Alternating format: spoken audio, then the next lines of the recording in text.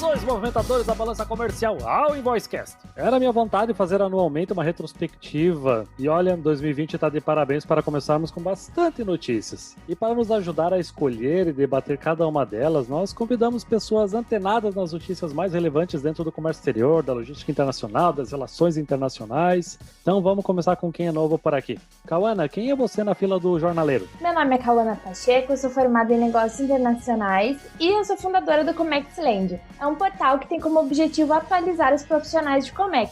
E por conta disso, nós agora somos especialistas em marketing digital para empresas de comércio exterior. Nossa. Patrícia, se apresenta, por favor. Olá, pessoal, tudo bem? Primeiramente, muito obrigada, Jonas, pelo convite para participar do podcast. Sou Patrícia Bianco, sou formada em Relações Internacionais, trabalho em uma multinacional de software, que é a quarta maior empresa de software de supply chain mundial, que é a Descartes Systems Group. Tenho aí um histórico de 9 anos em comércio exterior e relações internacionais, focada nas cadeias globais de valor. Vamos lá, que notícia que não falta. Rafael, se apresenta de novo, mas tu já é da casa, né? Meu nome é Rafael Meyer, trabalho na área de comércio exterior já há 10 anos, na área operacional. Sou formado também em Comex. Estou vencendo aí, por enquanto, 2020 com bastante luta. Isso aí. E é importante lembrar também que esse é o nosso editor do podcast, então se você está vendo essa edição maravilhosa, é graças a ele.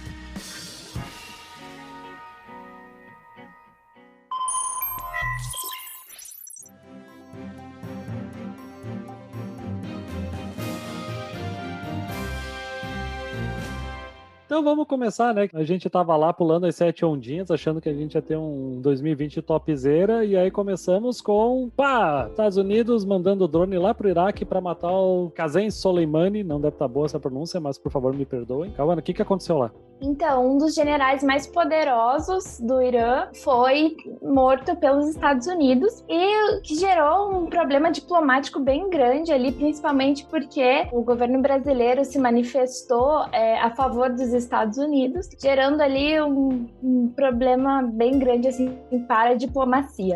E tempo depois, o Irã emitiu um mandado de prisão contra o presidente Donald Trump. E o presidente americano considerou tal ato como um golpe publicitário.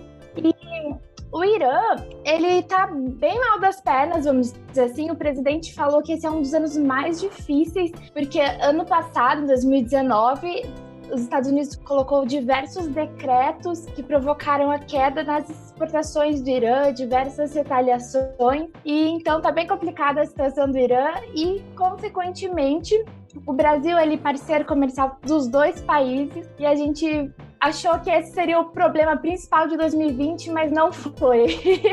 E o Irã é um dos nossos principais parceiros comerciais no Oriente Médio, né? E o Irã não é uma economia pequena, né? A galera às vezes não leva muito a sério, mas é um dos principais destinos das nossas exportações de alimentos. E falou a Cauana, né? Aquele negócio do começamos achando que isso era um negócio super tenso. A notícia tinha colocado lá na capa dos blogs. Terceira Guerra Mundial. Era isso mesmo. Como a gente é iludido, né? Na primeira notícia a gente já achava que o ano tava acabando. Eu, na hora da gente pular as tal das 7 ondinhas, eu coloquei uma camiseta da Capitã Marvel, achando que ele tinha enfrentado 2019 e ia simbolizar isso de uma maneira intensa.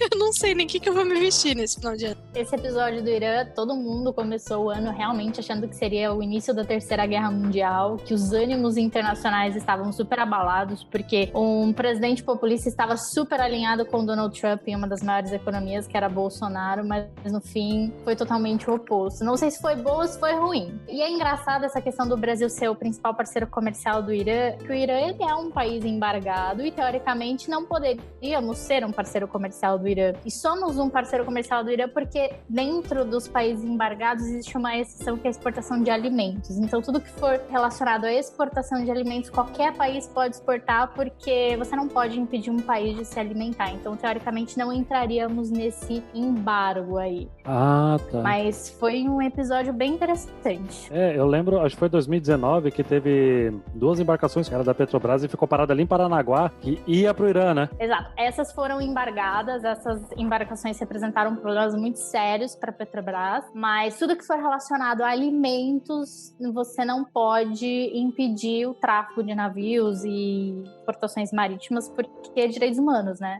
Tudo tem limite, conflitos internacionais têm limite, então O Brasil é um bom parceiro comercial do Irã e ainda bem que a gente está focado nesses produtos que têm essa permissividade pela lei internacional. E ainda no início de 2020, lembrando que o dólar estava mais ou menos em R$ 4,03 da compra. Bons tempos, né? Ainda estamos longe disso. No início do ano também tivemos a emissão da IMO 2020 em relação ao enxofre, que era o BAF, Bulk Adjustment Fee. Bom, essa já era uma notícia esperada, né, em 2019. Eu lembro que eu já escrevi até um artigo sobre isso no final de 2019, achando também que essa notícia, nossa, vai aumentar o valor do frete, nova tarifa. Você chama de Bunker Adjustment Fee, mas eu chamo de BAF já. Mas no final o mercado aceitou super bem essa nova tarifa de frete, que foi embutida ali como uma sobretaxa. O que é essa tarifa, né? São os armadores que se propuseram a reduzir a emissão de poluentes de 3,5% para 0,5%. Então, precisou de uma quantidade maior de diesel para deixar o combustível mais limpo. E para isso é necessário a cobrança dessa taxa. Porque o armador cobra do agente, o agente cobra do importador e chega no consumidor final, né? Pela história que a gente sabe. O que foi essa porcentagem em cima do que a gente tá vendo de frete agora, né? Se teve um negócio que foi esquecido rápido, foi realmente esse Bunker Adjustment Fee, né? Pois é, não houve reclamação nenhuma. Depois de tudo que aconteceu esse ano, nem dá pra reclamar. Acho que todo mundo já esqueceu e até deve nem se importar de pagar essa taxa. Eu lembro, assim, que a maior preocupação é que algumas embarcações precisavam se adaptar a esse diesel com uma porcentagem maior, né? Então, era essa a maior preocupação, mas eu não lembro de ter acontecido queda na demanda de embarcações, porque já estava chegando também para o feriado chinês mais para frente, né? Então, foi algo realmente facilmente absorvido. Indo para o próximo, aí já esperando, conforme a ICC tem se manifestado nos últimos 10 anos, tivemos a nova edição dos Incoterms 2020, né? São os termos internacionais de negociações. Por esse motivo, a partir de 1º de janeiro, nós tivemos a versão 2020 dos Incoterms. Tivemos algumas mudanças irrelevantes, né, Rafael? As principais mudanças que a gente percebeu foi que o Incoterm ele mudou um pouco o movimento. Ele colocava antes algumas regras e as pessoas cumpriam. Mas só que a gente via que os Incoterms eles não eram na prática como eram na teoria, né? E o que aconteceu foi o movimento inverso. O Incoterms viu que a prática era muito diferente e resolveram institucionalizar algumas práticas que eram feitas antes para os principais Incoterms, como FOB, Ex-Works, delimitar algumas coisas no FCA, que já era praticado pelo mercado, mas na regra oficial... FOB aéreo? O FOB aéreo. Algumas coisas já eram na prática feitas assim, eles só colocaram no livrinho de regras para a gente seguir. Uma das mudanças que mais me chamou a atenção foi o próprio FOB, né? A transferência do risco na versão 2010, ela acontecia quando a carga atravessava a murada da embarcação. E na 2020, a transferência de risco só acontece quando a carga colocada na embarcação. É onde a desgraça acontece na hora da movimentação de carga, né? Parece pouca coisa, mas aumentou um pouco o risco para o vendedor, que no caso do comércio internacional é o exportador, né? Aproveitar aí para quem está nos ouvindo, que também está estudando, eu penso que é um tema que vale a pena se aprofundar, porque quando você trabalha com uma empresa que negocia milhões de dólares, a negociação do Incoterm é justamente a negociação do risco, como o Jonas falou. Não é só o frete, né? Ele é também a negociação desse risco. E é quando dá o problema que a gente vai ver o que de fato vai acontecer, né? Então, fica uma dica já, estuda os Incoterms 2020, que com certeza vai ajudar aí. Isso realmente é uma das coisas mais importantes para se aprender dentro do comércio exterior. Não estamos dizendo que tem que saber decorzinho todas as siglas, mas as mudanças foram relevantes.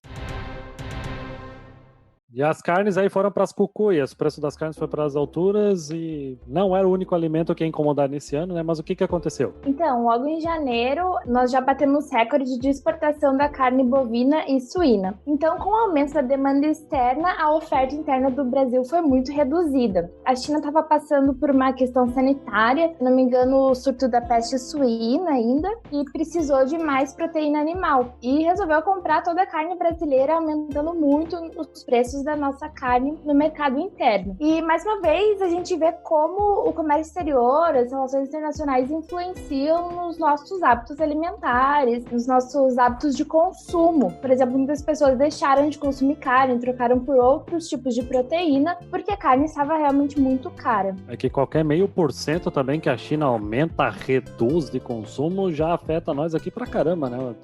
O maior mercado do mundo, né? E é o nosso principal parceiro comercial, aí aumentou, diminuiu o interesse com nós, ferrou, né? Isso mesmo, e depois a gente vai ver isso com outros alimentos também, mais pra frente.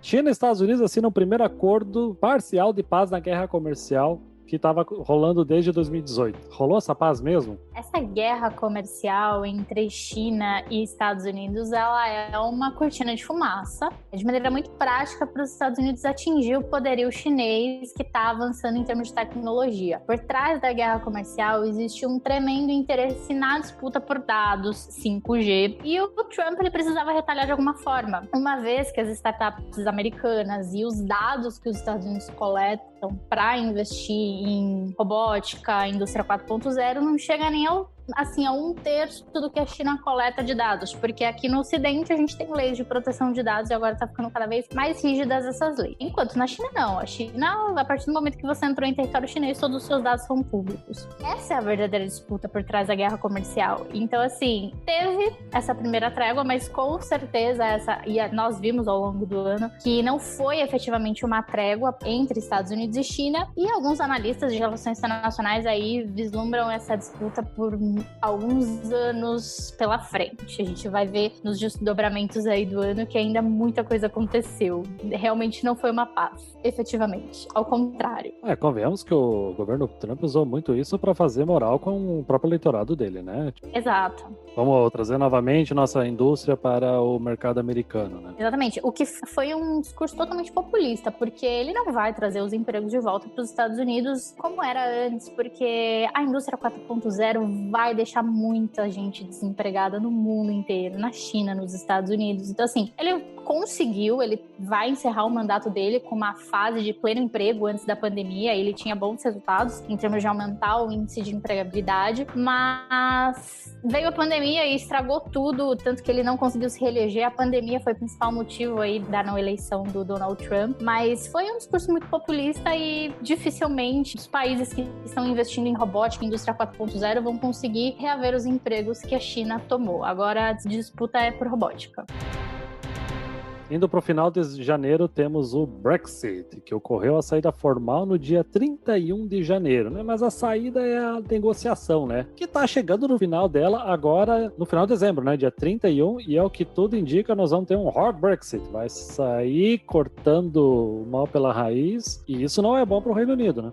Há controvérsias. Agora eu vou falar do ponto de vista teórico de acordos comerciais, tipo União Europeia, Mercosul, etc. Claro que são bem diferentes um do outro, mas é muito difícil você integrar uma moeda em vários países e integrar todas as fronteiras e fazer essa migração de pessoas sem muito controle. Então, assim, a Grécia, a Espanha, a Itália têm uma característica produtiva, uma característica cambial, econômica, enquanto que a Inglaterra e a Alemanha tem outra completamente diferente, são estruturas produtivas completamente diferentes, e aí misturar tudo isso com certeza gera um impacto socioeconômico. A Inglaterra fez uma escolha e ela está preparada a arcar com as consequências dessa escolha. Tanto que no segundo dia após o anúncio da saída da Inglaterra do Brexit, a libra esterlina registrou uma queda, assim como o dólar australiano e o dólar neozelandês, que aparentemente são moedas totalmente distantes, porém tem um forte comércio entre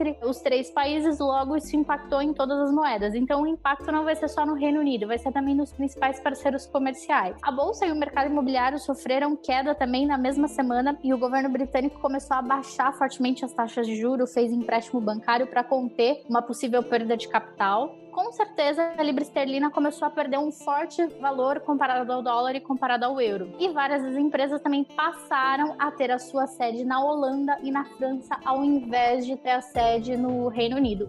Eu lembro disso. Foi quando deu o resultado do plebiscito, essa galera já começou a sair da Inglaterra, né?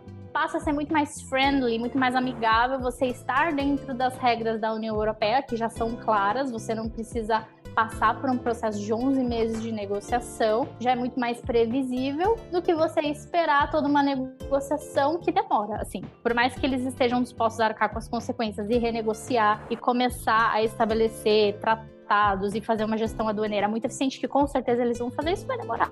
E para a empresa, 11 meses é muito dinheiro para algumas empresas. E aí, a União Europeia vai perder a contribuição monetária também do Reino Unido, então não é só o Reino Unido que perde nessa transação. A União Europeia também perde, porque ela vai ter que renegociar todos os tratados comerciais. Isso gera uma animosidade e um medo na União Europeia para que outros países também queiram sair, porque a União Europeia não é tão interessante assim para alguns países. E tem também a questão da Irlanda do Norte, que faz parte da União Europeia, mas tem fronteira com o Reino Unido. Essa vai ser a parte mais sensível da negociação. É que a Irlanda do Norte faz parte do Reino Unido e a Irlanda do Sul, ela é independente e faz parte da União Europeia, né? E ali tem uma circulação de mercadorias e pessoas que não dá para levantar uma fronteira, né?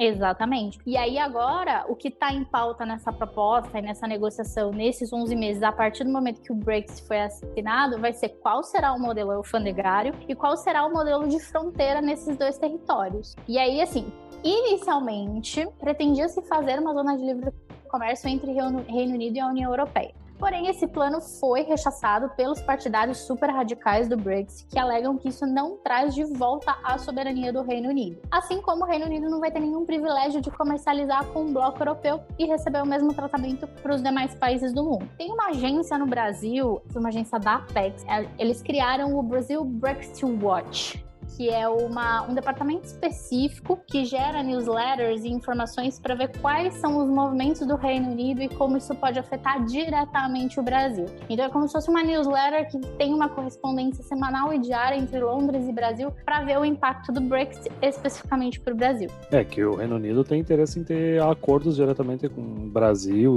ou o Mercosul, né? E assim como Exato. O Reino Unido vai ter que correr atrás para fazer acordos tanto com a União Europeia como os demais países, né? Sei lá, eu acho que é meio que começar do zero, né? Porque antes era tudo dentro da União Europeia. Só que, né, tipo, a moeda deles é forte ainda, né? E eles nunca deixaram de ter essa moeda por causa da União Europeia. Exatamente. Mesmo entrando na União Europeia, Eles não abriram mão, né? Foi o único país que não aderiu ao euro e continuou com a Libra. Coisa que a Alemanha também queria fazer na época das negociações da União Europeia, mas não conseguiu. Foi obrigada a abrir mão do marco alemão, que era a moeda mais forte de toda a União Europeia, mesmo depois da Segunda Guerra. A Alemanha estava destruída, acabada, foi lá e ainda reconquistou o título de moeda mais forte da União Europeia e propositalmente forçaram a Alemanha a abrir mão da moeda para entrar na União Europeia. Eu vou ler a chamada porque eu acredito que para ler essa chamada aqui a gente já tem que colocar um fundo de musical de tragédia absoluta, né? E eu lembro que eu ainda estava numa empresa e a gente estava notando que tinha alguma coisa errada. Eu acho que o Rafael deve ter notado também. Lá no final de dezembro já estava meio estranho. Tipo, tinha caminhão não conseguindo chegar na fábrica.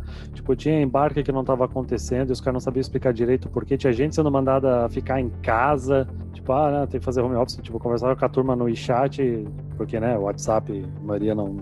O chinês só usa com VPN, né? E já tava esquisito, né, Rafael? Desde dezembro já começou a notar isso mesmo, que algumas regiões estavam super normal e outras estavam com esse esquema do home office. Até a questão do feriado, uma das coisas que fez com que ele se estendesse foi justamente parar o transporte público, né? Qualquer tipo de transporte, seja trem, avião, parou, os aeroportos pararam lá e o pessoal não conseguia voltar para as fábricas, né? Então, mesmo que oficialmente não tivesse mais feriado, não tinha mais como voltar. E aí, consequentemente, não tinha mais produção também, né? Isso já de janeiro para fevereiro, né? Viralizou um vídeo do Ricardo Amorim de um hospital sendo construído em 6 dias e de um time de enfermeiros e médicos correndo desesperados num corredor de hospital por causa do vírus. Foi a única coisa que começou a aparecer em janeiro sobre o corona e todo mundo começou a... Nossa! Então, gente, ali que começou o pesadelo, né? Porque a China estava entrando no ano novo lunar, período em que os chineses viajam bastante, não só na China, mas no mundo inteiro, vão visitar os familiares. Então, a chance do vírus, assim, se espalhar era muito alta. E ali também foram registradas as primeiras mortes, as primeiras 9 mortes, e não demorou muito tempo para a gente sentir os efeitos aqui no Brasil. Mesmo o vírus não chegando aqui no Brasil, a gente já sentiu o efeito do vírus, ele lá na China. E estenderam os feriados e as fábricas paradas. A gente sabe como é o ano novo lunar na China, né? Para tudo, então para a fábrica, para a transportadora e embarques atrasados. Então, no comércio exterior, o coronavírus já existia aqui no Brasil. É que a gente chama de feriado chinês, mas ele não se limita à China, tá? É um feriado religioso, tá, gente? Eu lembro até que uma vez eu tive um cliente que tava brigando comigo, eu acho que era... Não lembro qual país que era. Vietnã, que eu acho que comemora também esse ano novo, me corrija se eu estiver errado. E aí ele tava pistola, né? Como assim? Que na minha carga não vai embarcar por causa do feriado chinês se é na China? O nome a gente tá acostumado a chamar assim, mas esse feriado ele é religioso, né? Ele não se limita. E ali deu uma circulação grande de gente, né? Como foi comentado, teve gente que não conseguiu voltar para casa. E outro fato interessante é que nessa mesma época, em janeiro, o navio KM Singapura atracou em Santos e começou uma super especulação, porque os tripulantes estavam de máscara, que o coronavírus tinha chegado no Brasil em janeiro, porque os tripulantes estavam de máscara. A Anvisa teve que fazer uma nota dizendo que os tripulantes não possuíam a doença, que ainda não tinha coronavírus no Brasil. Que a gente não está acostumado a ver máscara ainda, né? Para nós não era uma realidade. Mas brasileiro, né? A gente já desvirtuou o uso de máscara, já tem máscara colorida, máscara com super-herói. Enquanto lá no Oriente eles continuam usando máscara só branca e olha lá. Que uma coisa culturalmente para eles era normal. Inclusive essa questão do navio, dos tripulantes, foi algo tão corriqueiro, porque para eles é rotineiro em função da poluição e tudo mais. O medo pelo choque cultural foi o que mais impactou aí, né? Esse também foi no fim de janeiro que eu havia comentado com vocês antes já, que eu dei uma entrevista pro SBT falando sobre o coronavírus. E justamente porque a gente que trabalha com Comex viu o coronavírus chegando no Brasil, né? Ele viu já saindo lá da China, como a gente já comentou, e viu ele chegando perto e já percebia os reflexos deles aqui. Foi muito difícil ver para pessoas que não estão direto no Comex, porque isso é muito distante, né? Nunca parece que uma coisa assim vai influenciar aqui, ou começou a ter muita fake news, muita falta de informação, ou nesse caso até o excesso de informação, né? Não necessariamente informação verdadeira, mas tinha muitas fontes e muitas coisas, e nesse momento acho que foi quando começou a aparecer o coronavírus aqui pro Brasil de verdade. E até nessa entrevista que eu dei, eu falei sobre a questão do impacto aqui a partir de março, por causa do feriado chinês, que já era normal, né, a gente ter alguns embarques que eram um pouco limitados, mas que a gente ia começar a sentir aqui em março, porque as coisas não estavam embarcando lá no final de janeiro para fevereiro, né? Fevereiro, o dólar chegando a 4,40, nós achando alto, reclamando, cancelando a viagem para Disney. Começou com o Brasil não entrando na OCDE. Mas o que aconteceu? A gente não puxou o saco bastante, Patrícia? Olha, o que foi mencionado pela OECD para o Brasil não ser aceito foi que o Brasil foi o último país a dar entrada no pedido de integração no Clube dos Ricos. Isso foi o que eles falaram, né? Porém, não dá para saber se realmente é esse o motivo, tá? Alguns analistas de relações internacionais entendem que o Brasil não entrou ainda porque nós não temos um plano ainda de Estado holístico focado em inserir o país nas cadeias globais de valor de maneira produtiva e atrativa. Por quê? Com a vastidão territorial que a gente tem, com a mão de obra barata, relativamente barata, né? Sem considerar os taxas e impostos. O mercado consumidor de alto potencial, mais todas as riquezas naturais do Brasil poderia voar igual foguete no comércio internacional e na economia internacional, assim como seu PIB e seus números internos. Mas isso não acontece. Por quê? Se a gente pegar a pontuação geral do Brasil em termos de liberdade econômica, no que diz respeito a direito de propriedade, eficácia judicial, integridade do governo, carga tributária, saúde fiscal, facilidade de abrir e fechar uma empresa, ou seja, toda aquela parte empreendedora de liberdade dos negócios trabalhistas e monetárias, o Brasil está em 153, próximo do Uzbequistão e do Afeganistão. Então, assim, isso mina bastante a reputação e a credibilidade do Brasil na hora de fazer o pleito de entrar no Clube dos Ricos, porque um dos preceitos principais da OECD é você adotar políticas de liberdade econômica, e o Brasil ainda precisa amadurecer muito nesses aspectos. Não adianta os demais países ficarem pegando o Brasil na mão e ter que meio que assumir um prejuízo da turma, né? Então, tu já tem que vir o mínimo preparado para entrar nesse clubinho da turminha rica da cidade, né? Então, vamos esperar um pouco mais. Vamos ter que votar melhor, analisar melhor as propostas dos candidatos em termos de política internacional e comércio exterior, porque em todos os casos o brasileiro sempre assina um cheque em branco no que diz respeito a comércio internacional e vê no que dá. Isso é um problema antigo, né? Tipo, não estamos falando aqui de que é um único governo culpado, tá, gente? Isso é um problema antigo nosso, nós estamos mal nessa colocação, não é de hoje. Geralmente com os governos é uma pauta que fica de lado, né? Não é uma coisa que é muito evidenciada e tanto que os nomes das pessoas que assumem essas cadeiras das relações internacionais também são bastante controversos com os objetivos do país. Eu acredito que precisamos caminhar um pouquinho em relação a isso. Tem muito ainda aquele preconceito com o comércio internacional que temos que proteger a indústria e aí não favorece a importação e só temos que lembrar da exportação quando o dólar tá alto. Ninguém gosta de ser tratado como step, né? Imagina um cliente no exterior, né? Exatamente. Assim, sem tomar partido político, sem falar de candidato A ou B, de partido A ou B, isso é muito... Não entra no caso agora, mas se a gente parar para ver todas as propostas econômicas de inserção do Brasil nas cadeias globais de valor, são, assim, teorias econômicas de 1970, 1980. A economia internacional não está falando mais de nada disso. Existem teorias à luz da modernidade econômica de fintechs, startups e etc., que insere o país, assim, de forma muito produtiva e estamos parados no tempo. Por isso não entramos. Mas para a gente ter alguma alegria, nós tivemos o acordo de livre comércio automotivo entre o Brasil e o Paraguai. Acho que essa foi uma renovação do acordo, né, Patrícia? Exato, foi uma renovação do acordo. O Brasil já tem um posicionamento muito bom em termos de relacionamento com Paraguai, México, Argentina e Chile, especificamente para o setor automotivo, porque o setor automotivo brasileiro ele é muito organizado em termos de participar dessas negociações. Então, esse acordo foi algo mútuo para os dois países. Claro que no começo a tarifa das peças automotivas vão começar com 2% quando saírem do Brasil e forem para o Paraguai, mas com o tempo elas vão ser zeradas e ajustadas para ser um acordo de livre comércio.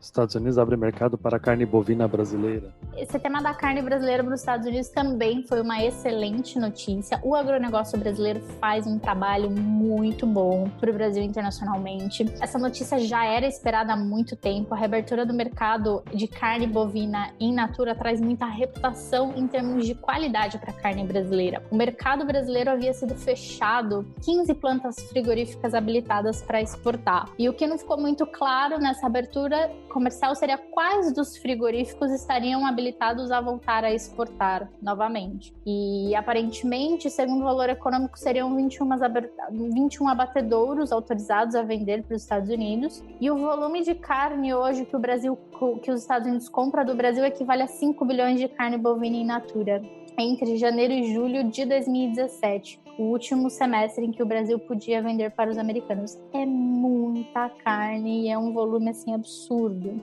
Foi uma conquista, ainda bem.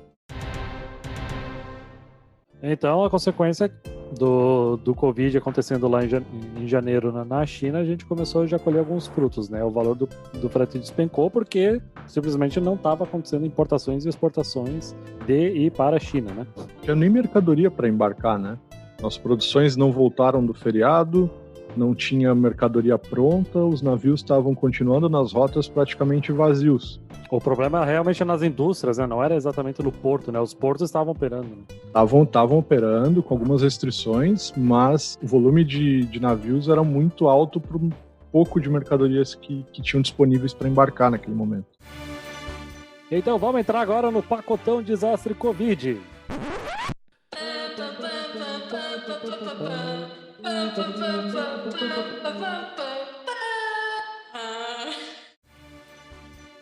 pacotão desastre do Covid-19, não é porque era 2019, é porque ele aconteceu em 2020. Ele é inspirado em 2019, mas ele é pior porque é 2020. E aí ele entra no fábricas de celular e automotivas pausam a operação por falta de insumos. Portos ficam lotados e não há mais energia para containers refrigerados. Containers são redestinados para Singapura. Desvalorização de moedas emergentes. Queda na bolsa. Link sailing. E aí, meu filho? E aí a gente tem o que comentar.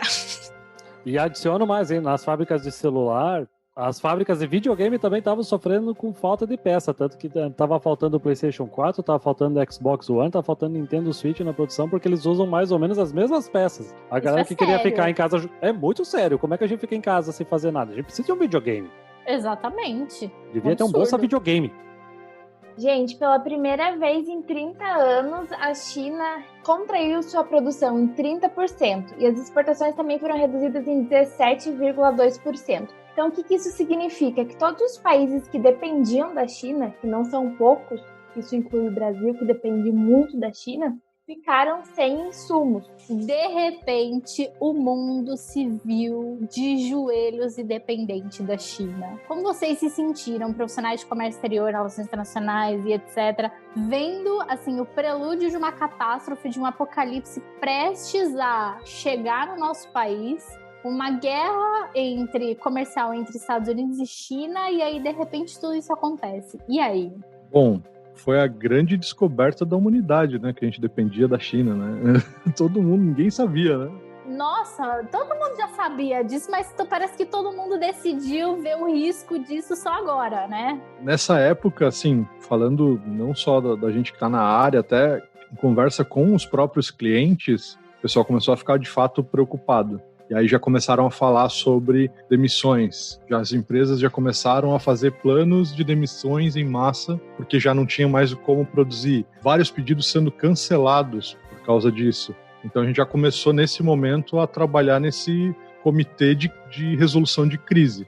A gente viu isso bastante de perto com os clientes que dependem totalmente do comércio exterior e especificamente da China. Foi um clima de pânico, porque era uma coisa que de repente entrou uma nuvem de fumaça e foi um momento que os planejamentos estratégicos foram guardados na gaveta e é isso.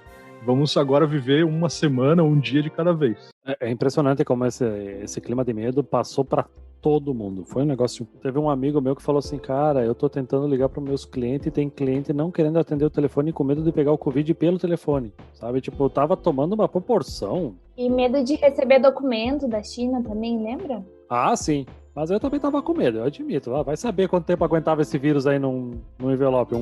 Era o desconhecido, né? Ninguém sabia. Era tudo novo. Era tudo novo. E até os próprios cientistas não conseguiam confirmar quanto tempo o vírus ficava numa superfície, qual era a temperatura. No início tinha gente que dizia que não ia vir para o Brasil porque o Brasil era calor, entre outras características, mas era muito... Nós achamos, né? Fevereiro foi o mês do achismo quanto ao Covid e quanto à situação da economia. Foi ali que as empresas, a galera que, por exemplo, estava trabalhando com gerenciamento de risco, entendeu que o gerenciamento de risco que possuía não tinha quase nada. Era uma coisa simples comparado ao risco que viria no futuro.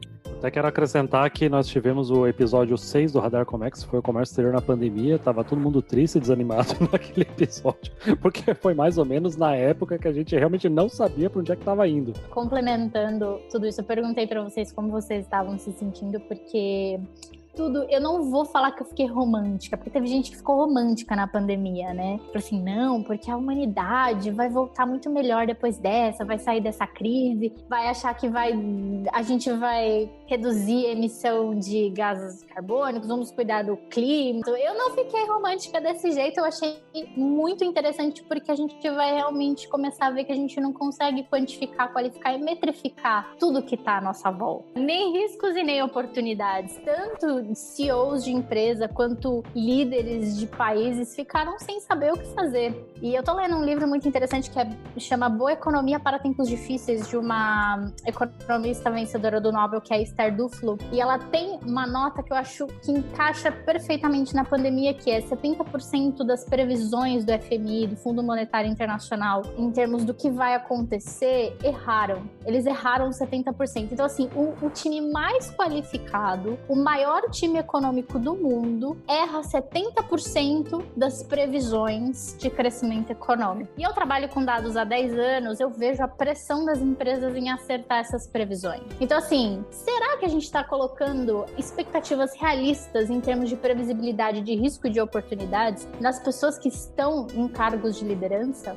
A pandemia foi esse tapa na cara, assim, de todos, para todo mundo ver que, assim, calma lá, gente, reduz a expectativa, vamos trabalhar dentro de uma perspectiva mais realista do que está acontecendo na economia e ver que a gente não vai ter poder sobre tudo e vida que segue.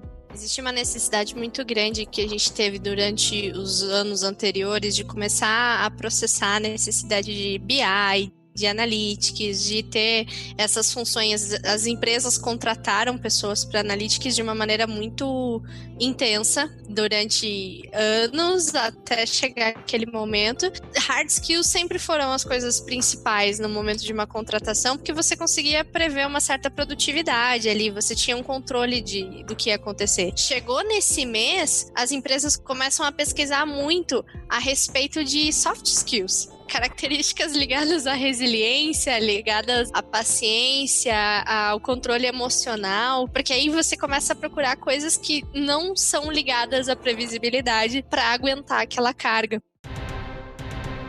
Agora o ano começa, gente. Agora, de fato, o drama de 2020 começa. Qual que é a próxima notícia, Jonas? Passou o carnaval, o ano começa. Aí a gente começa a conversar. Passou o carnaval, o Covid chegou no Brasil. Vamos para março aqui pra gente ver a situação melhorando aqui. Dólar bate R$5 pela primeira vez. Tô rindo nervoso aqui. Que desespero. Ai, tem tanto pra piorar ainda, nós estamos só em março, né? A Intermodal tentou levar isso com a barriga, ela tinha esperanças que ia acontecer esse ano, mas ela cancelou. E claro que isso aconteceu porque ia ser a primeira vez que eu ia pra Intermodal, então o universo já tava conspirando pra deixar isso pra sei lá quando, né? O mundo ainda não estava preparado para a tua participação na Intermodal, eu acho, cara. É, sim, pagaram o meu cachê todo para eu estar lá presente e tal. A Intermodal anunciou como uma fake news que não ia acontecer, porque as empresas começaram a cancelar a participação e ela postou lá, vai acontecer sim, não cai em fake news, a Intermodal falou, e teve que cancelar, né, a presença física. É que as empresas grandes do comércio exterior começaram a cancelar a presença, né, e assim, estamos citando o nome aqui, mas eu dou uma colher de chá porque ninguém sabia como reagir direito a isso, e nós, Intermodal, um abraço, esperamos que vocês voltem com tudo assim que possível, tá? Só estamos comentando porque realmente foi um acontecimento importante para o nosso comércio exterior, né? Esse de passagem que isso aconteceu em São Paulo, em um momento que todas as feiras, eventos gigantescos de todos os setores estavam passando por isso, porque era o imprevisto e a desistência de quem estava presenciando isso no exterior. Então, todo evento que tinha a presença de alguém do exterior, as empresas que estavam sediadas no exterior, que estavam vendo a onda, o tsunami chegar, já começaram a largar de mão antes. E aí começou o famoso bingo da desistência, né? Quanto mais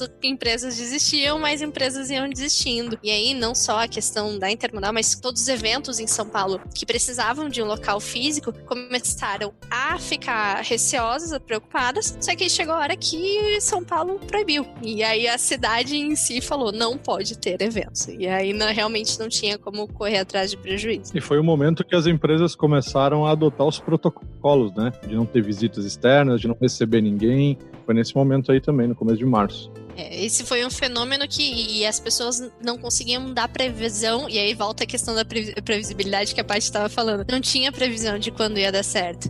Vamos tentar fazer no final do ano. Vamos tentar fazer no meio do ano. E aí começar a jogar.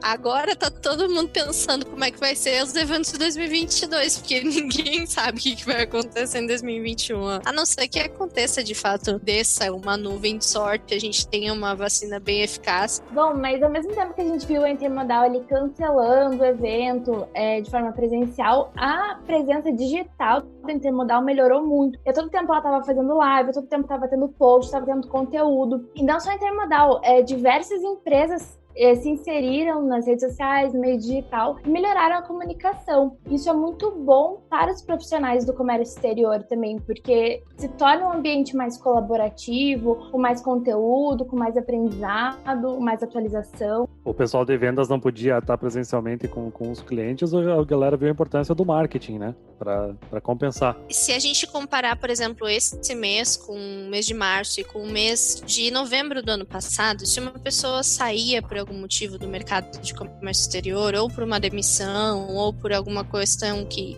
saía da empresa, cada mês que passava era um mês de prejuízo, porque ela não estava nativa, não sabia as coisas que estavam acontecendo, mudando e tudo mais. Era muito difícil retomar, entrar novamente no mercado de trabalho. Ainda é, dentro do comércio exterior, ainda é, só que hoje você tem muito mais conteúdo, graças a essa transformação digital que a Cauana comentou, para retomar. Você sabe onde é que está o mercado, você sabe o que mudou, o que entrou novo, o que saiu, que legislação entrou, saiu. Porque o acesso a essa informação está muito mais rápida. Foi na dor?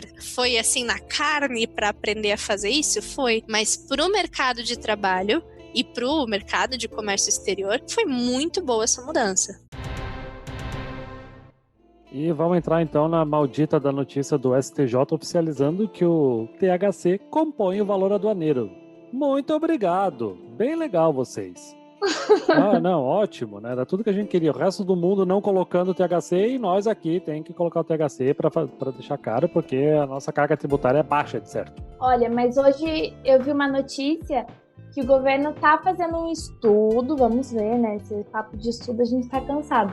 Mas está fazendo um estudo para retirar o THC do cálculo do imposto de importação. Vamos ver se vai, né? Era uma coisa que a gente já via várias empresas praticando, né? De fazer o depósito em juízo, com ação e tal. E, na verdade, eles só colocaram um ponto final nisso aí. Vamos discutir depois em outros momentos, com outros impostos. Facilitando a vida aí do pequeno brasileiro. Então vamos para o pacotão. Desastre Covid em março. Brasil veta exportação de aparelhos hospitalares. Brasil zera imposto de importação de bens que combatem o Covid-19. Receita Federal do Brasil simplifica o despacho para bens médicos hospitalar. Home office em alta nas empresas de comércio exterior. Jura. Comércio colaborativo. Empresas fazem parcerias, a presença das empresas nas redes sociais aumenta. Lives e eventos online. Autoridades e companhias de transporte passam a aceitar docs digitalizados. A gente não quer documento com covidão. Receita Federal sim, mas os portos de armazém não. Companhias aéreas utilizam espaço de passageiros para carga. Né? Não tinha ninguém viajando para fazer turismo, para fazer negócios, né? Vamos usar esse espaço aí das aeronaves para transportar carga, né? E era louco que tinha aeronave que não tava nem tirando a poltrona, tava colocando as caixas em cima e mandando ver, né? Deve caixa viajando primeira classe, vai se ferrar, cara. Nem eu tive esse prazer ainda. Que foi nessa época também que o frete subiu um monte. Acho. Sim, e também gostaria de ressaltar que os profissionais de comércio exterior realmente foram heróis. Toda a cadeia econômica, desde entregadores de delivery até operadores de comércio exterior, enfermeiros e etc., foram heróis nesse processo, porque um depende do outro. É nessa hora que a gente entende quanto a cadeia é interdependente, quanto a gente ajuda e a gente contribui para todo o desenvolvimento da cadeia em geral. O valor do frete internacional nesse período ele já estava numa média de 4 a 5 mil dólares e eu vi fretes dentro do Datamine que possibilita ver a informação do frete, de testes de Covid, de agulhas, de insumos hospitalares chegarem a 50 mil dólares no frete aéreo. É muito alto, por exemplo, o embarque de teste de Covid, peso, etc., não seria um preço realista em termos normais para você transportar uma vacina, um teste ou qualquer reagente. Mas era voo fretado ou era linha regular mesmo?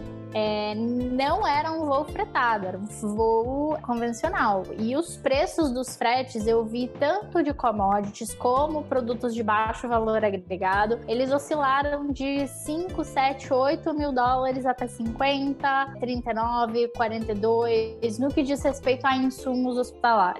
E foi aqui que começou a discussão sobre a aceitação dos documentos originais. Até teve uma instrução normativa por parte da Receita Federal que ela estava dizendo, tá beleza, tá liberado, documentação digital para liberar carga, só que isso gerava uma tensão, porque quem é o dono, por exemplo, do conhecimento de embarque é quem tem a posse da carga. E aí a Receita Federal estava dizendo que os terminais podiam aceitar liberar a carga só apresentando os documentos digitais, só que isso aí gerava uma insegurança no comércio internacional terrível, né? E isso acabou não pegando, porque era uma forma dos exportadores no exterior terem uma segurança que o importador brasileiro iria pagar pela mercadoria. Porque senão, eu, importador, tendo só digamos, uma versão digital do BL, poderia apresentar num terminal e falar assim, ó, libera minha carga aí, eu já registrei ADI e tudo mais, só que eu não tinha pago ainda o exportador. E muitos exportadores utilizam, digamos, a intermediação de armadores, agentes de carga, para cobrar pagamento, né? Chegamos ao ponto principal da questão. E vamos combinar que foi o início. Foi aquela hora que era tudo muito novo. Conheci gente que fez no Excelzinho o cronograma de lives. Dia tal, um horário tal, vou ver tal. E eu vou ver tal, e eu vou ver tal. E eu vi muita gente fazendo isso, não só no Excel, no caderninho mesmo, que a galera achou aquilo muito novidade. Dentro do mercado de comércio exterior, não era uma coisa tão volumosa. E aí eu vou trazer aqueles detalhezinhos maravilhosos de profissional de marketing que sou, que foi sensacional. Foi aí que as empresas começaram a pensar no layout visual para divulgar essas lives. Pensaram em começar a trazer uma forma de crescer, de se divulgar. E aí o pessoal começou a descobrir que a internet não é terra sem lei. Existem princípios básicos para seguir, a quantidade de letras numa imagem. Eu lembro que a gente fez uma live, eu falando de live, lá no início, lá em março, foi assim que virou, falando a respeito de questões ligadas ao comércio exterior e redes sociais. E eu lembro de receber uma quantidade impressionante de mensagens de analistas de empresas, agentes de carga, me perguntando como é que eu faço, porque eu vou ter que fazer. E as empresas não tinham marketing. As empresas não tinham contato interno para conversar digitalmente. Home office começou a ser difícil porque a galera começou a falar como é que eu vou levar esse computador, esse trambolho para casa? E aí eu vou fazer uma live e eu não tenho uma webcam. E aí, minha filha, a gente começou a na dor, aí volta a falar da ter que ser digitalmente, se transformar digitalmente para poder sobreviver. Isso foi muito sério, Sari, porque eu vi CEOs de empresas de carga, o Evandro Turato da Next Shipping, eu vi ele doando notebook para várias empresas que não tinham condições de comprar, porque também teve um apagão de notebook, né? Na época que as empresas precisavam se digitalizar, o notebook estava caríssimo. Um notebook que você pagava R$4.000, estava 8, estava 9. Vi várias empresas, o Evandro foi um desses que doou notebook, ajudando nesse processo de digitalização das empresas de comércio exterior que ainda não estavam amadurecidas do ponto de vista do marketing. Aí a crise do Covid foi lá e falou assim, gente... Sim, e as empresas de comércio exterior simplesmente não tinham setor de marketing, não contratavam ninguém, simplesmente não tinham redes sociais. Ainda não tem, né? Convenhamos.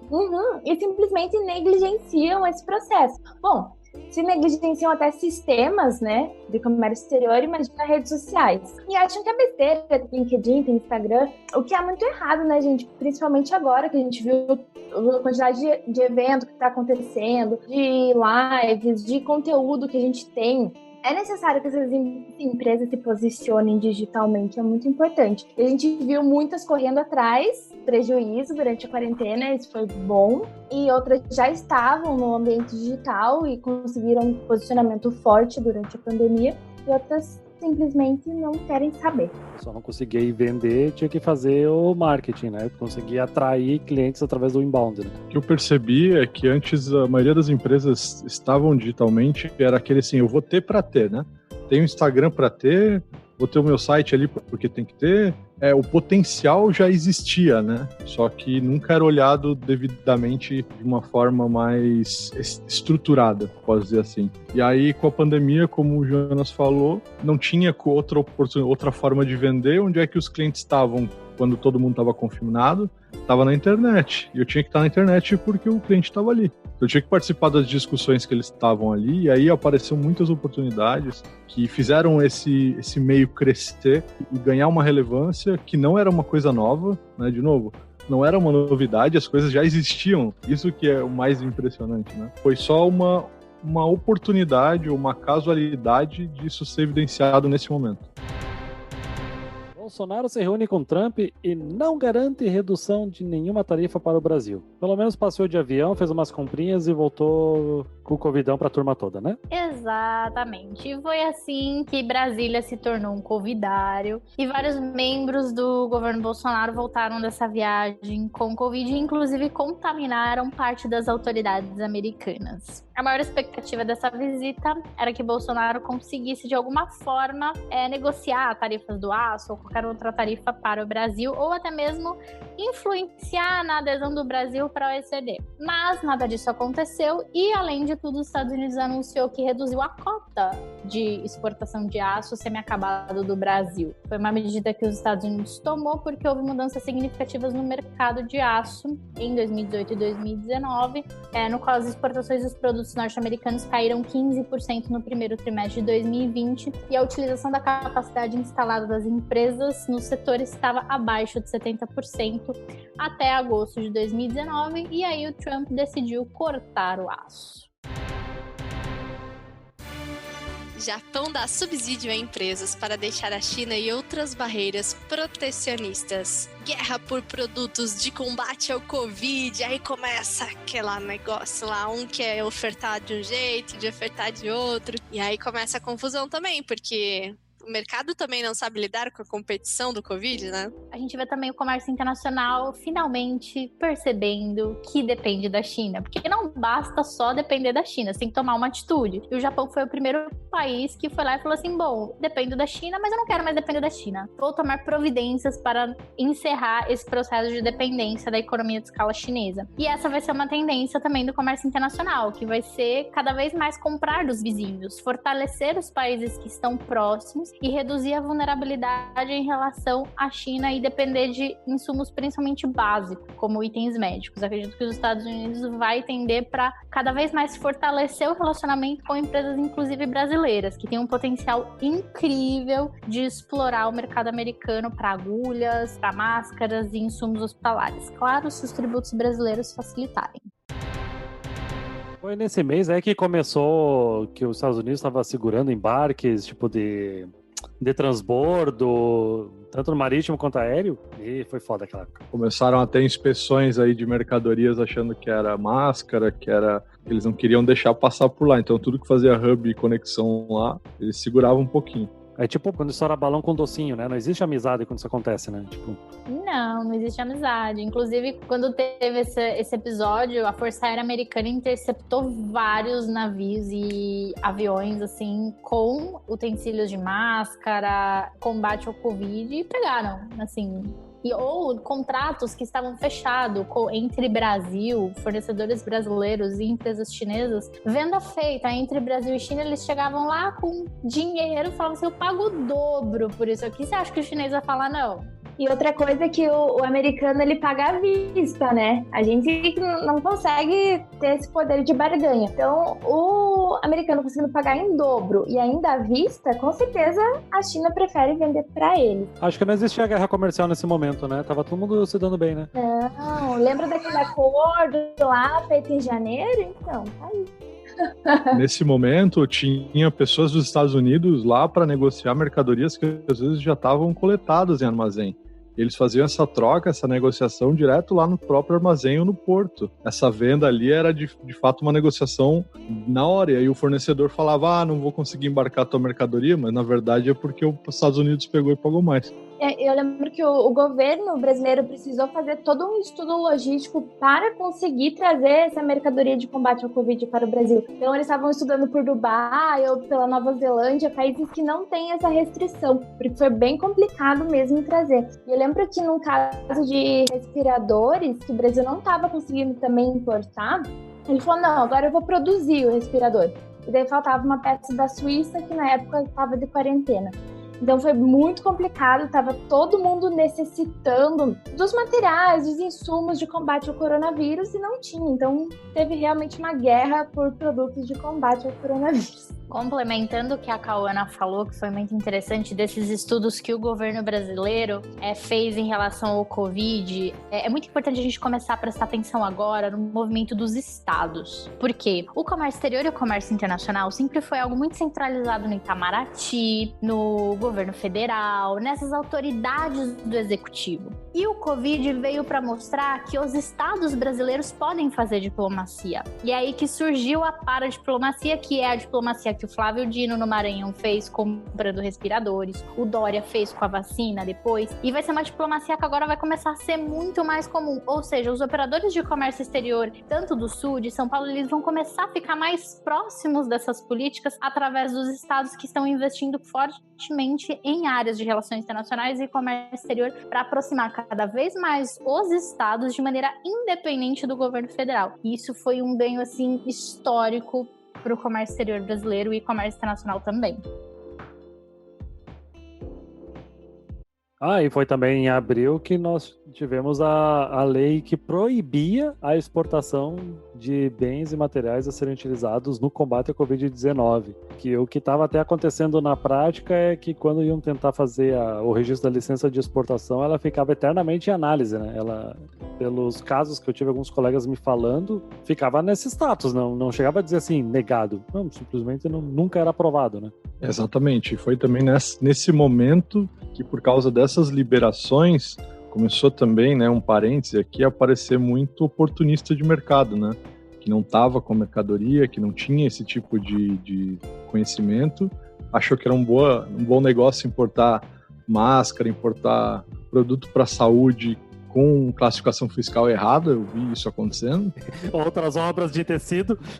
Porque queria evitar essa fiscalização e achou que era uma boa oportunidade. E a Anvisa, é importante também dizer que ela simplificou, e a gente teve várias consultas de pessoas que queriam começar a importar máscara, às vezes a pessoa importava máquina e de repente começou a querer importar máscara, mas ela simplificou, mas ela não tirou as barreiras, né? Ela simplificou alguns registros, algumas coisas, mas ela não isentou isso de acontecer. Ela agilizou o processo também, mas não virou uma bagunça, né? Ficou ainda só um pouquinho melhor. Em abril também começou os primeiros testes do CCT aéreo na importação. Conta mais, Cauana. Finalmente, uma notícia que a gente já esperava no ano passado, que era o CCT. Para quem não sabe, o CCT é o controle de carga e trânsito, que substituirá o mantra nas importações aéreas. O objetivo é reduzir a interação da Receita Federal nos processos e aumentar a segurança dos mesmos contra aqueles problemas que a gente já sabe de tráfico de drogas, pirataria, etc. E usar aquela tela preta, bonita, moderna, né? Que era o mantra. Que coisa linda. Pois é, e houve muita evolução, né? Porque nem sistema vai ter. Os agentes de carga vão precisar ter um sistema de algum parceiro, ou um sistema próprio, para conseguir emitir via API. É como se fosse um EDI que vai trocar as informações com o sistema do Portal Único. E desde abril, os agentes de carga já conseguem fazer os primeiros testes, mas ainda não tem a data definida para entrar em vigor, para a implementação e a desativação total do mantra. Eu vou botar aqui mais um pack de transformações comerciais, essas aqui no mês de abril. Então a gente vai de Argentina deixa negociações com o Mercosul.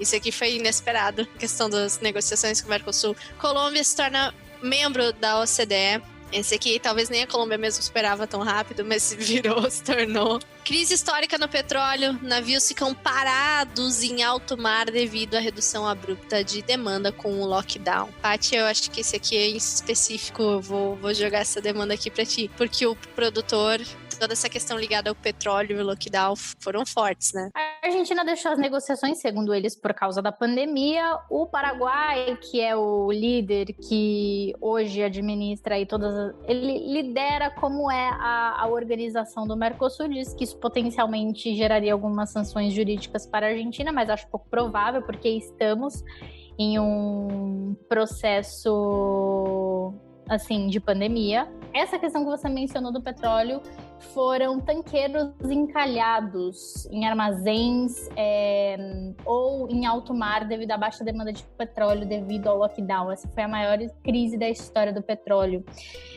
Nesse período, o petróleo chegou a valer zero, assim, chegou a ser cotado em zero, e foram mantidos em condições detidos a custa cerca de $30 mil diários por navio, e ninguém estava comprando petróleo se os aviões, os carros e os veículos não transitavam pelas cidades. Nunca na história contemporânea isso aconteceu. Isso é muito louco, né? Eu não sei nem o que dizer sobre isso, porque o petróleo vale nada. Acho que a gente só ficou tão chocado com uma questão ligada à logística, assim, algo comum na greve dos caminhoneiros, que a gente foi entender a importância de certas coisas. É muito chocante o que aconteceu com a questão do petróleo. É o ouro preto, ele moveu a economia do mundo por décadas. Como que, de repente, ele fica negativo, gente? Olha o impacto dessa pandemia. Ah, essa aqui é interessante. Renúncia do diretor brasileiro na OMC, o Reinaldo Azevedo. O que aconteceu, Patrícia? Reinaldo Azevedo renunciou no meio da maior crise da OMC, a OMC que supostamente deveria ser um organismo de solução de conflitos e controvérsias no comércio internacional, há 6 meses, e a renúncia do Azevedo enterra de vez a OMC. Resumindo, a OMC não funciona, tá? A partir do momento que o Trump decidiu reduzir tarifas e impor sanções de acordo com como ele queria, nenhum país mais recorre à OMC como antes para a solução de controvérsias. E essa renúncia significa que a OMC está até hoje sem nenhum líder. Supostamente seria uma mulher que não foi nomeada, tiveram problemas. E não ter uma OMC hoje no comércio internacional é muito sério. Ou seja, 2020 foi um ano muito crítico, tanto para lideranças quanto para operadores de comércio exterior e comércio internacional. Entramos em maio, o dólar estava por volta de R$ 5,58 e tivemos o manifesto do governo prorrogando as suspensões dos atos concessórios no regime de drawback. Pois, para quem não sabe, o regime de drawback, ele te concede um benefício fiscal, só que você tem um prazo para realizar essa exportação. E como veio aí o Covidão para atrapalhar a nossa vida, a indústria parou, consequentemente, esses projetos que tinham prazo para acontecer não estavam terminando de realizar. Pode ser, inclusive, por parte do importador, né, o interessado nesse produto, que não tinha condições de pagar por isso. Então, o governo concedeu essa suspensão da tributação, porque a situação realmente é extraordinária, né? E aconteceu já mais uma vez também, essa prorrogação mais à frente, agora não me lembro que mês. Então, isso foi muito importante porque de problema estamos cheios, né? A indústria brasileira teve a pior queda desde a greve dos caminhoneiros, que foi também um negócio inesquecível para nós, né? E, consequentemente, começou a crescer a sinofobia. Cauana, o que é sinofobia? A sinofobia é o sentimento anti-China que as pessoas têm, ou contra os chineses. E a gente vê cada vez isso aumentar aqui no Brasil e no mundo. Então, toda vez eu vejo no meu Instagram ou de Instagram de conhecidos, pessoas falando, não compre coisas da China, ou não vamos mais adquirir produtos da China. E então é esse sentimento de querer evitar por toda a lei a China. Houve boatos também, né, que o vírus foi feito em um laboratório na China, toda aquela teoria da conspiração que fomentou ainda mais esse sentimento anti-China. Eu acho importante a gente não depender tanto da China e Estados Unidos, né? Mas não precisamos também de uma sinofobia, né? Não precisamos focar nosso temor e ódio para uma nação. E a turma que é do comércio exterior sabe como a gente é dependente dos produtos chineses, né? Dificilmente alguma área não está importando e exportando para a China ou, no mínimo, para a Ásia. Essa questão da sinofobia, ela é nova pra gente, nós que somos jovens, né? A gente pegou aí a ascensão da China, a transição do poderio americano para o poderio chinês, a gente pegou essa transição, mas a sinofobia é uma estratégia muito antiga. Desde 1882 existe o Exclusion Act, que proibia a imigração de cidadãos chineses para os Estados Unidos, e meio a uma onda fortíssima de sinofobia na Califórnia. Então, assim, é muito comum utilizar dessa estratégia de alimentar o ódio, alimentar o preconceito contra qualquer tipo de nacionalidade, sejam chineses, japoneses e por aí vai, justamente para minar o poderio desse país. Então, assim, vai ser algo que não vai melhorar, inclusive arrisco dizer que daqui para frente vai piorar, porque muito antes da China ser comunista, isso já acontecia. Agora que a China é comunista, então o sentimento de aversão com os chineses daqui para frente só vai piorar. Em maio, inclusive, eu lembro de ter feito parte de uma campanha com um grupo chinês aqui em São Paulo, pedindo para que as pessoas parassem de evitar ou atitudes de preconceito com as pessoas na rua. Isso foi uma coisa extremamente estranha de se vivenciar, principalmente porque, poxa, São Paulo é um lugar, assim, que tem uma população asiática muito grande, e isso começou a ficar muito grande nas redes sociais, isso começou a aumentar muito, e não somente direcionado ao governo, ao produto, mas às pessoas de lá. Então, de gente, assim, dizer que, eu não quero ir a tal lugar porque lá tem muito chinês. Eu não vou fazer isso aqui porque tem muito chinês. E a gente fica, mas, gente, pera, tua roupa, a cadeira que você tá sentado, os teus periféricos, você tá louco? Com todo respeito, mas não dá. E isso começou a crescer e tá latente, como a Paty falou, a sensação que dá é que isso vai aumentar numa proporção muito grande, e é meio assustador pensar, já não existe preconceito suficiente no mundo, né? É muito responsável, assim, da nossa parte, nós estamos no Instagram, Facebook, por aí vai, não retroalimentar esse tipo de discurso sem prova, porque, assim, existe um monte de teoria da conspiração, principalmente agora com a atomização da informação, a gente não sabe mais em quem acreditar, de verdade. Tem teorias tanto para cá, para lá, para frente, para trás, direita e esquerda. Então, assim, sempre tomar esse tipo de cuidado, porque a maioria tem fundamento, assim, zero, assim. Tudo é da China, não tem hoje como a gente viver, sair de casa, tomar um lanche, qualquer coisa, algum insumo veio da China. E eu tenho alguns parceiros que possuem China no nome da empresa e eles sofrem verdadeiros ataques, assim, por mensagem direta. Então, outras pessoas que nem são do comércio exterior, nem são da área, vão no perfil deles no LinkedIn ou no Instagram e mandam textos enormes falando mal da China, xingando a empresa por apoiar o comunismo, apoiar a China. Então, é bem complicado essa situação. Inclusive, aproveito a recomendação, tem o podcast Xadrez Herbal, que eu gosto muito de ouvir, que eles estão fazendo episódios quinzenais com o Átila, e até no episódio que eu estava ouvindo hoje ele falou uma coisa importante. Mesmo que esse vírus estivesse num laboratório, isso não quer dizer que ele foi criado em laboratório. Ele pode ter sido coletado na natureza. Simples assim. Então a gente tem que tomar realmente muito cuidado com esse tipo de preconceito mesmo, né? Tipo, tá tirando uma conclusão sem nenhuma informação, né?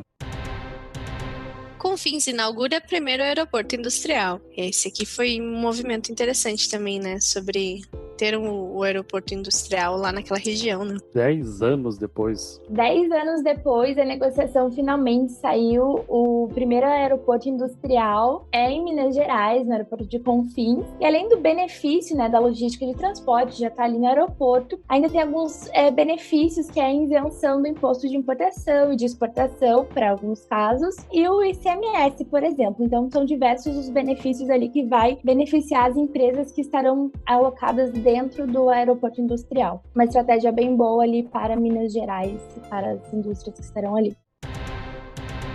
Vamos para junho. China suspende importação de alimentos brasileiros e também de outros países. Esse foi um movimento frequente da China, não só em 2020, mas em 2019 isso também aconteceu, porque os controles em relação aos alimentos que entram na China, tanto do Brasil quanto de vários outros países, estão aumentando, justamente porque a China passou a ter uma pressão muito maior para a prevenção de pandemia, afinal, a China foi a origem do coronavírus. Então, qualquer tipo de alimento que entre, que pode representar potencial risco de pandemia ou doenças graves, a China está barrando e está aumentando os seus controles. E ainda em junho nós tivemos o melhor mês no varejo em 2020, pelo menos até o momento. Tivemos um aumento absurdo da importação de eletrônicos, mais gente fazendo dropshipping. E o que é junho? É nós soltando nossas frustrações comprando coisinhas no e-commerce, né? Filho.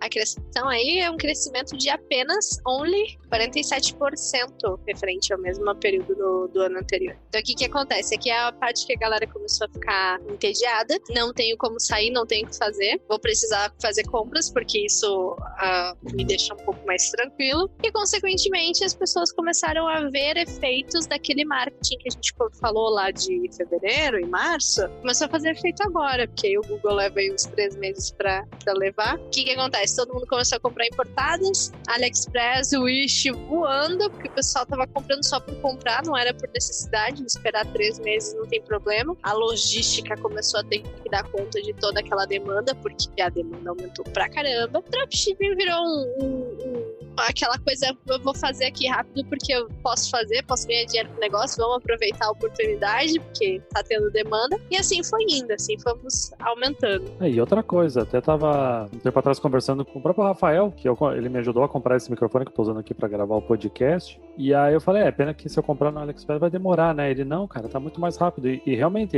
antigamente levava 2 meses, 3 meses pra chegar. Esse microfone não levou 12 dias pra chegar na minha casa. E eu não tô nem em São Paulo, e eu não tô em Curitiba, que é onde é o limbo aduaneiro do courier, né? Tá muito mais rápido. Eles melhoraram muito a logística nesses últimos meses. Até essa evolução já estava antes mesmo da situação do Covid, né? Sim, e isso tu tá falando do AliExpress, né? A gente falando de dropshipping, falando das pessoas que começaram a aderir a essa questão de trazer esses produtos importados e estocar, a gente tem aqueles marketplaces maiores, que são os marketplaces brasileiros, e que tem uma tremenda demanda. Muito, muito, muito alta. E aí, o que acontece? Essa galera tá entregando coisa no dia seguinte. Olha o nível que a gente chegou, importados que estão sob estoque, que a gente tem demanda de pequenos estoques no Brasil. Você vê no marketplace o mesmo produto postado por diferentes pessoas que estão fazendo dropshipping, então alguém vai ter isso no estoque e recebe 1-2 dias depois. A gente teve uma mudança muito grande no perfil logístico brasileiro. Em junho, isso precisou ter demanda. Tanto é que a gente falou do Reclame Aqui, a gente gravou com o Maurício Vargas, a alta de reclamações de e-commerce aqui foi de 64%. Ou seja, a gente teve uma alta de venda e uma alta de reclamação impressionante devido a esse aumento. Naturalmente também muita gente nova, né, que começou a trabalhar com e-commerce, né? Sim. Eu não sou uma pessoa consumista, não compro pela internet, quase nunca. Mas a minha avó, bem nessa época, ela começou a comprar diversos pijamas, camisolas. Pela internet, ela ficou viciada em comprar pijamas pela internet. E ela ela virou VIP no AliExpress de uma das lojas, e todas as lojas mandavam um pijama e um brindezinho pra ela. E uma dessas compras, ela recebeu só o brinde, que era uma meia. Ai, que saco, né? Não consigo te ajudar. Quer dizer, vou tentar te ajudar, mas situação chata, vai demorar. Vamos tentar aqui falar com eles. Nossa, e um dia depois estornou. Já mandaram o pijama também. Foi super rápido, assim, sabe? Foi bem legal. Ela continuou comprando vários pijamas. Final feliz. Eu achei que era consumista, mas VIP no AliExpress eu nunca consegui isso na minha vida, cara. Eu achei que ela tinha recebido aquelas sementes, né? Lembram que teve isso aí também? Eu ia falar ela não recebeu aquelas sementes? Sua avó recebeu semente e plantou.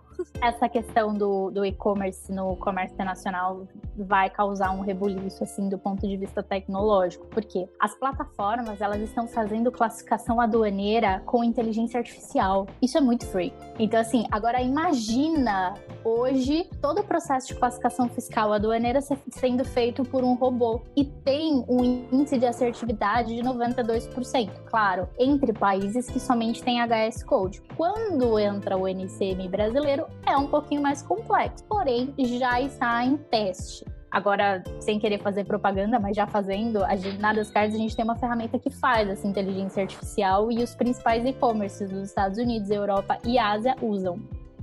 Nós da importação, olha, faz anos que a gente vê como o gerenciamento de risco da Receita Federal é muito evoluído. A gente comete o erro humano de, por exemplo, altera os últimos números de uma NCM e mantém a mesma descrição da mercadoria, já dava um canal amarelo, já dava um canal vermelho, os caras sabem. Olha, é muito difícil tu passar a perna nessa turma hoje em dia. Próxima notícia. Importação de alimentos feitos de trigo aumentou durante a quarentena. Mudanças de hábitos na população brasileira. Então, aí a gente começou a ver os reflexos de todo mundo em casa, né? Fique em casa. A gente começou a ver o que isso muda. E engorde, peça iFood, coma bolacha, trigo, não faça low carb. E foi isso, gente. Todo mundo comendo pão, pizza, bolacha, bolo. E o trigo aumentou, e não era época de colheita no Brasil. Então, consequentemente, nossa balança comercial foi afetada, a importação de trigo teve que aumentar comparada com 2019. Agora, nesse período atual, a gente tá comprando brócolis chorando porque se olha no espelho antes de entrar no mercado, porque o negócio tá complicado. Mas daí não adianta, porque chega em casa, empana e frita o brócolis. Ninguém compra brócolis pra atender a frustração, né? A gente come trigo, bolacha, pizza. Vamos pra julho. Julho nós tava com um dólar... o dólar sob controle, 5,36, né? Tá tranquilo agora, a gente sabe para onde é que tá indo. E após um ano sem operar, a Avianca pediu falência.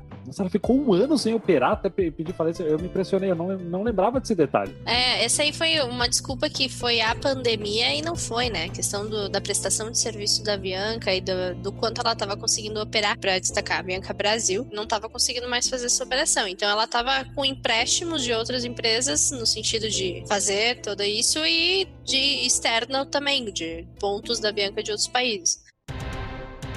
Bacen cria nota de 200. E aí começa a questão da pior foto de lobo-guará, porque é uma unanimidade, aquilo ali é a foto do nosso querido vira-lata caramelo, porque a população, inclusive, se identificou, ninguém nunca viu um lobo-guará, mas todo mundo já viu aquele cachorrinho na porta da padaria, né? E aí foi o símbolo da nota de 200. O Bacen perdeu uma oportunidade de unir esse país todo numa causa só, né? Porque tava todo mundo junto nessa ideia, né, cara? Era direita, esquerda, comunista, capitalista, tá todo mundo junto pra essa ideia, cara. Tivemos que se contentar com o lobo-guará numa foto bem feia. Não que o lobo-guará seja feia, o lobo-guará é a coisa mais linda, só que, meu Deus, aquela foto que colocaram na nota. Pegaram a foto 3x4 do lobo-guará. Tipo quando nossos pais vão tirar uma foto da gente numa festa, né? E tipo, não espera a gente fazer uma pose, nada, sai aquela foto esquisita, né? Mas assim, considerando que o plano real, a moeda real existe desde 94, até que a nossa inflação tá sob controle, né? A gente levou muito tempo até a gente ter uma nota de R$200, né? Isso é um bom sinal? Mas foi num sentido totalmente contrário ao que os outros países estão fazendo. Porque enquanto os outros países estão, sei lá, digitalizando suas moedas, por exemplo, a China, o Brasil vai lá e cria uma moeda com valor mais forte em espécie. E o Banco Central justificou tal criação para atender o aumento da demanda por dinheiro em espécie, que se verificou durante a pandemia. Isso eu não sei de onde que eles tiraram, foi... Pois é, o aumento totalmente contrário à comercialização digital, que a gente acabou de falar agora, que é o aumento de recordes. Como é que a demanda da moeda estava tão alta assim? Principalmente falando sobre o povo brasileiro, né? A grande maioria da população, notas de R$200 não facilitam o dia a dia, né? Nem um pouco. É uma questão aí bem contraditória. Tá tão popular e dificilmente vai estar tão popular essa nota, porque a gente tá nessa época, inclusive, que vê uma nota de 100 anual. Tem uma nota de 100 na minha carteira. Poucas pessoas viram essa nota, ainda ela tá circulando e foi só pra criar um movimento ali polêmico, porque eu não vi muita necessidade. Opinião pessoal, eu não vi muita necessidade. Big Techs são confrontadas em audiência pública antitrust nos Estados Unidos. Como é que foi isso, Paty? Eu achei esse um dos episódios mais divertidos e interessantes de 2020, porque o Congresso americano colocou o Jeff Bezos da Amazon, Zuckerberg do Facebook, CEO da Google e da Apple, todos juntos em uma audiência de 5 horas para questionar as empresas de seus comportamentos anticoncorrenciais. E o interessante foi que no dia seguinte as ações das empresas dispararam. O que o governo americano diz é que existe hoje uma dominância tão grande do Instagram que alguns negócios, do ponto de vista da publicidade, dependem 100% do Instagram. Pequenos negócios hoje fazem suas vendas 100% do Instagram. Não existe hoje um canal hoje de publicidade ou até mesmo de vendas tão potente quanto as ferramentas do Facebook. Tanto que mais pra frente ainda o Facebook realmente vai encarar uma investigação séria em relação a isso. Mas isso mostra como as empresas de tecnologia estão hoje substituindo as empresas que antes eram as grandes empresas, seja do setor automotivo ou construção civil e por aí vai, e elas estão sendo protagonistas hoje no desenvolvimento econômico, desenvolvimento de publicidade, desenvolvimento de novos produtos e serviços e dominando toda a cadeia, porque as empresas hoje que dominam determinadas partes da cadeia estão negligenciando seus processos de tecnologia. Então eu acho esse episódio, qualquer outro em relação a essa audiência antitrust, se a gente ficar com as antenas super ligadas, porque vai impactar em como a gente toma algumas decisões em relação ao mercado. E investimentos em tecnologia, né? Tem toda a questão de investimento em tecnologia, tem questão ligada à proteção de dados também aí no meio, né? Foi um rolê enorme essa questão. A gente tá vivenciando um momento que todo mundo junto tá vendo novas leis surgindo, tá aí LGPD pra provar isso e tudo mais, mas ao mesmo tempo é o excesso dos dois lados, né? A gente tem que cuidar com os excessos. O excesso do protecionismo aí, do digital é um mundo novo, e mais digital não pode ser terra sem lei, né? Isso é um pouco mais sério. Então, beleza. Entramos em agosto, mês do cachorro louco. O apelido de 2020, né? Que é normalmente o mês mais longo do ano. E foi foda, porque o que aconteceu foi aquela grande explosão na área portuária de Beirute. Meu Deus, parecia um filme dos Vingadores, aquele Sonic Boom que deu na explosão. Foi um negócio surreal. E o que causou isso foi um nitrato de amônia, que é um fertilizante que estava lá abandonado por muito tempo. Foi uma tragédia, deixou mais de 100 mortos e 4 mil feridos. Tinha 2.750 toneladas de nitrato de amônia armazenados por mais de 6 anos em um depósito, obviamente sem a segurança necessária, e fez todos os terminais, portos, se preocuparem também com a situação que está ocorrendo, né? Eu sei que o Porto de Santos teve essa preocupação, houve uma fiscalização lá no Porto também, mas eu acredito que esse movimento deve ter ocorrido no mundo inteiro, assim, as empresas, né, pararem e se preocuparem com essa questão. Já não teve explosão, mas incêndios ali na área de Santos, e teve alguma outra também que não faz muitos anos não que ocorreu, né? Eu não lembro se era nitrato de amônio, mas era algum químico inflamável também que não foi bem armazenado, e isso não é carga perigosa à toa, né? Mais importante é analisar o impacto que isso teve, porque ele foi basicamente filmado de todos os ângulos possíveis. Todo mundo viu a cena acontecendo, de lado, de cima, tem muitos formatos de filmagem. Então, a gente acabou sentindo mais o impacto porque presenciou quase como se estivesse ali, bem como tu falou, Jonas, quase como se fosse uma questão de cinema, que foi todos os ângulos possíveis. E aí a gente também vê uma questão de abandono, uma questão ali de certa molhar a mão de alguém, porque aquele fertilizante estava lá fazia muito tempo, estava de certa forma abandonado, sem cuidado, e parece uma coisa que a gente conhece. Mas vamos para a notícia boa então. Floripa agora tem rotas de cargas vindas de Miami. Olha, eu que tô aqui em Santa Catarina, o Rafael também, a gente fica muito feliz com isso, porque pelo menos uma rota a gente não vai precisar ver avião descendo em São Paulo para vir de DTA para cá, né? Aumenta aí as nossas possibilidades, né? Ainda é uma rota que não tem uma demanda ainda tão grande, isso vai se construir ao longo do tempo, então ainda o valor não é tão competitivo quanto as rotas que vêm por São Paulo e fazendo DTA, mas é pelo menos uma nova alternativa para as cargas que sejam direcionadas, até por questão de tempo, né? Porque não precisa guardar a Receita, fazer o deferimento do DTA ou acumular cargas para fazer DTA para algum aeroporto aqui da região. Depois da modernização do aeroporto de Florianópolis, eu acredito que isso também vai abrir oportunidades para novas rotas também se instalarem no aeroporto, para a gente aumentar ainda mais esse fluxo de cargas aqui diretamente para Santa Catarina.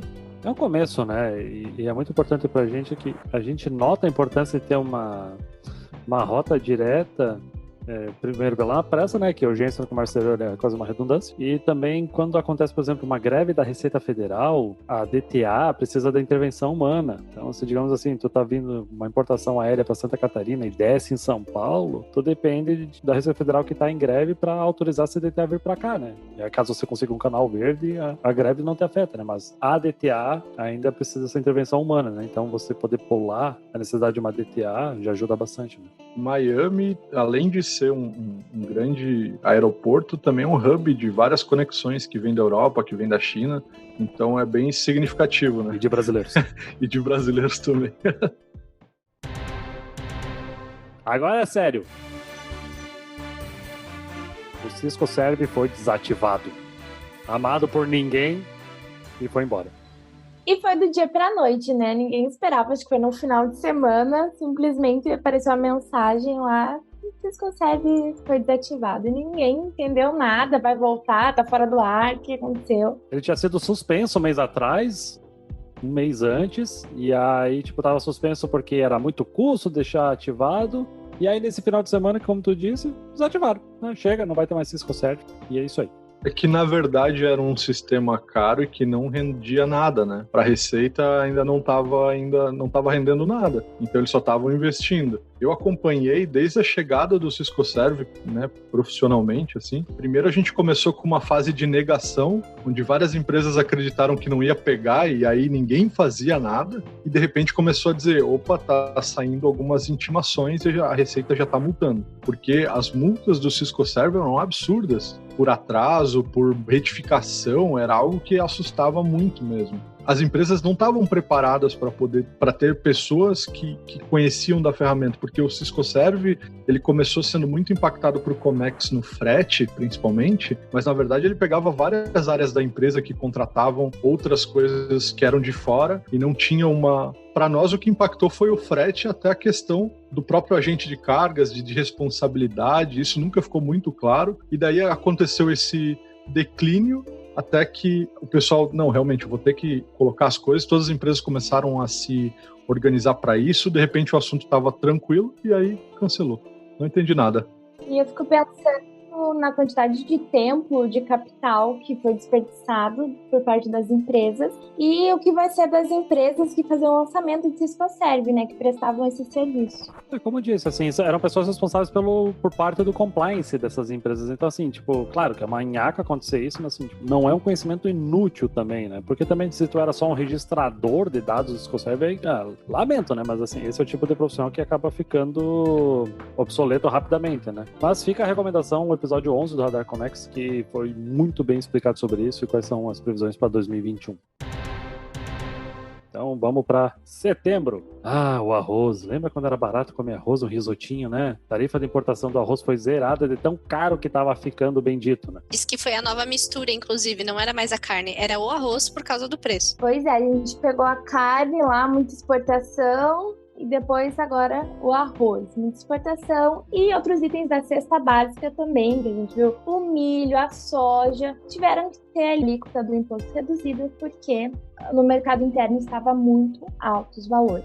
Duas coisas que impactaram isso foi a alta do dólar, ficou muito interessante para o agronegócio exportar, e também o resto do mundo teve uma safra ruim de alimentos. Então o Brasil acabou sendo a solução para muitos outros países para fornecer, que nós somos um gigante no agronegócio, né? Isso é inegável. Infelizmente a gente paga isso na hora de comprar comida, né? Com um dólar a 5,37, a oportunidade de vender para fora em vez de vender para dentro, a decisão era muito difícil de ser tomada, né? Vamos mandar e aproveitar. Se o aspargos aumentou mais, ninguém vai sentir, porque nem todo mundo come aspargos todo dia. Agora, o arroz aumentou 2%, aí já sente no bolso de todo mundo, o impacto é muito maior. Não, o prato principal caro sempre vai ter o pratinho de arroz do lado ali para ajudar a ficar satisfeito. Exatamente. O arroz, feijão, parmegiana ali, né? Porque a gente tá acostumado a embuchar qualquer alimento com arroz, né? Então faz parte da nossa alimentação, né?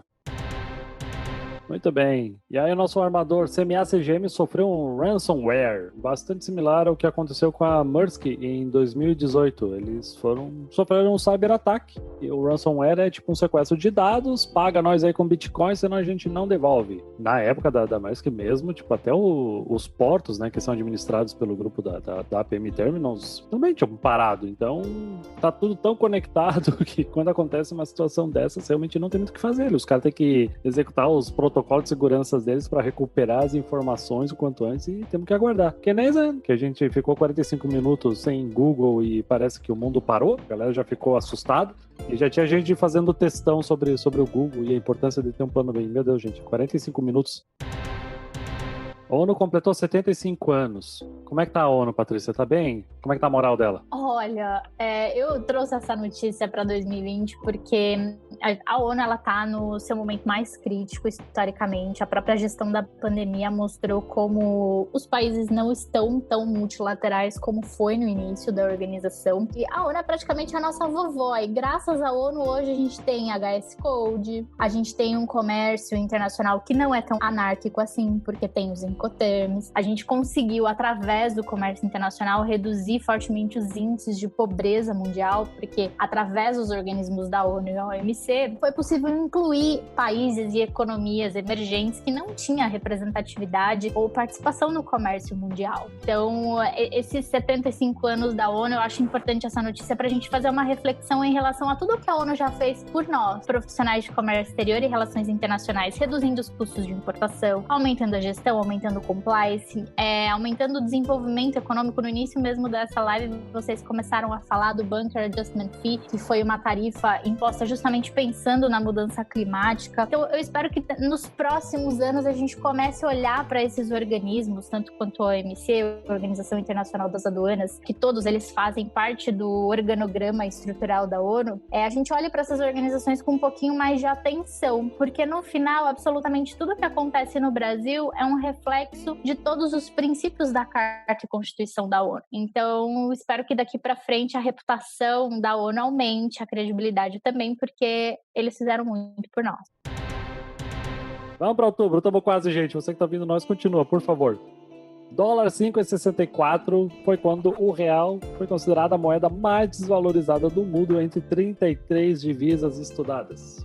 Não tá fácil. O real, ele costuma ser muito afetado em épocas de crise. Por quê? Os investidores estrangeiros, eles preferem investir em economias mais seguras do que o Brasil. Por exemplo, os Estados Unidos. Então, por isso que a gente viu o dólar valorizando e o real desvalorizando tanto. E isso gera, na cadeia, um ciclo vicioso. Porque tem menos investimento, então tem menos empregos nas indústrias, nas fábricas, tem menos renda, mais pobreza e menos investimento. Então, gera um ciclo vicioso que atrapalha muito a nossa economia. Então não é só, o real foi a pior moeda, eu não vou poder ir para Disney. Não, isso realmente é um fator que é terrível para nossa economia. E a maneira do real se tornar mais valorizado é tendo mais divisas aqui dentro. Nós temos uma reserva boa, só que se a economia, simplesmente por causa da pandemia, não está boa, o pessoal, como a Cauana disse, não vai querer investir num país arriscado. Ainda mais que a nossa taxa de juros está baixíssima, nunca esteve tão baixa. Então,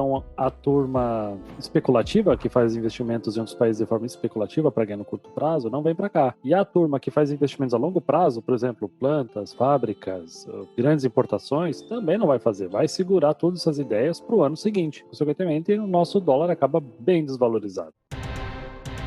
Eita, as tretas, a treta. O Parlamento Europeu não ratifica o acordo comercial Mercosul e União Europeia. Por quê?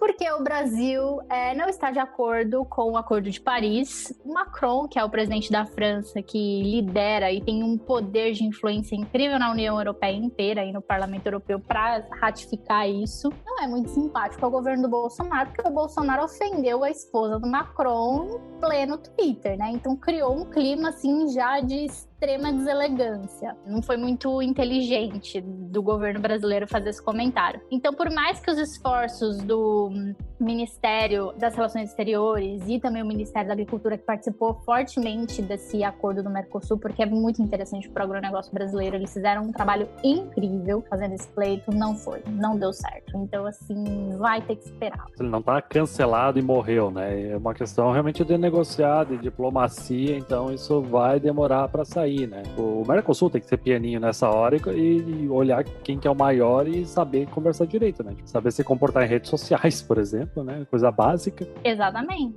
No Mercosul, o Brasil, ele lidera, ele é a principal economia, assim, esse não assinar esse tratado pode ter sido potencialmente prejudicial para os nossos vizinhos, mas, assim, houve um total negligenciamento em relação a essa parte. O quanto os outros países do Mercosul também poderiam se beneficiar desse acordo e não foram beneficiados. Esse é um ponto. E segundo, tudo nas relações internacionais demora muito. Então, assim, até o acordo passar parlamento, passar para votação, e tá no último estágio, só falta ser ratificado. Então, assim, pegar no último minuto do jogo, 45 minutos do segundo tempo, e dar uma dessa, não acontecer isso justamente por ter uma reputação baixíssima em termos de proteção ambiental, e o Acordo de Paris foi um evento muito triste para o Brasil.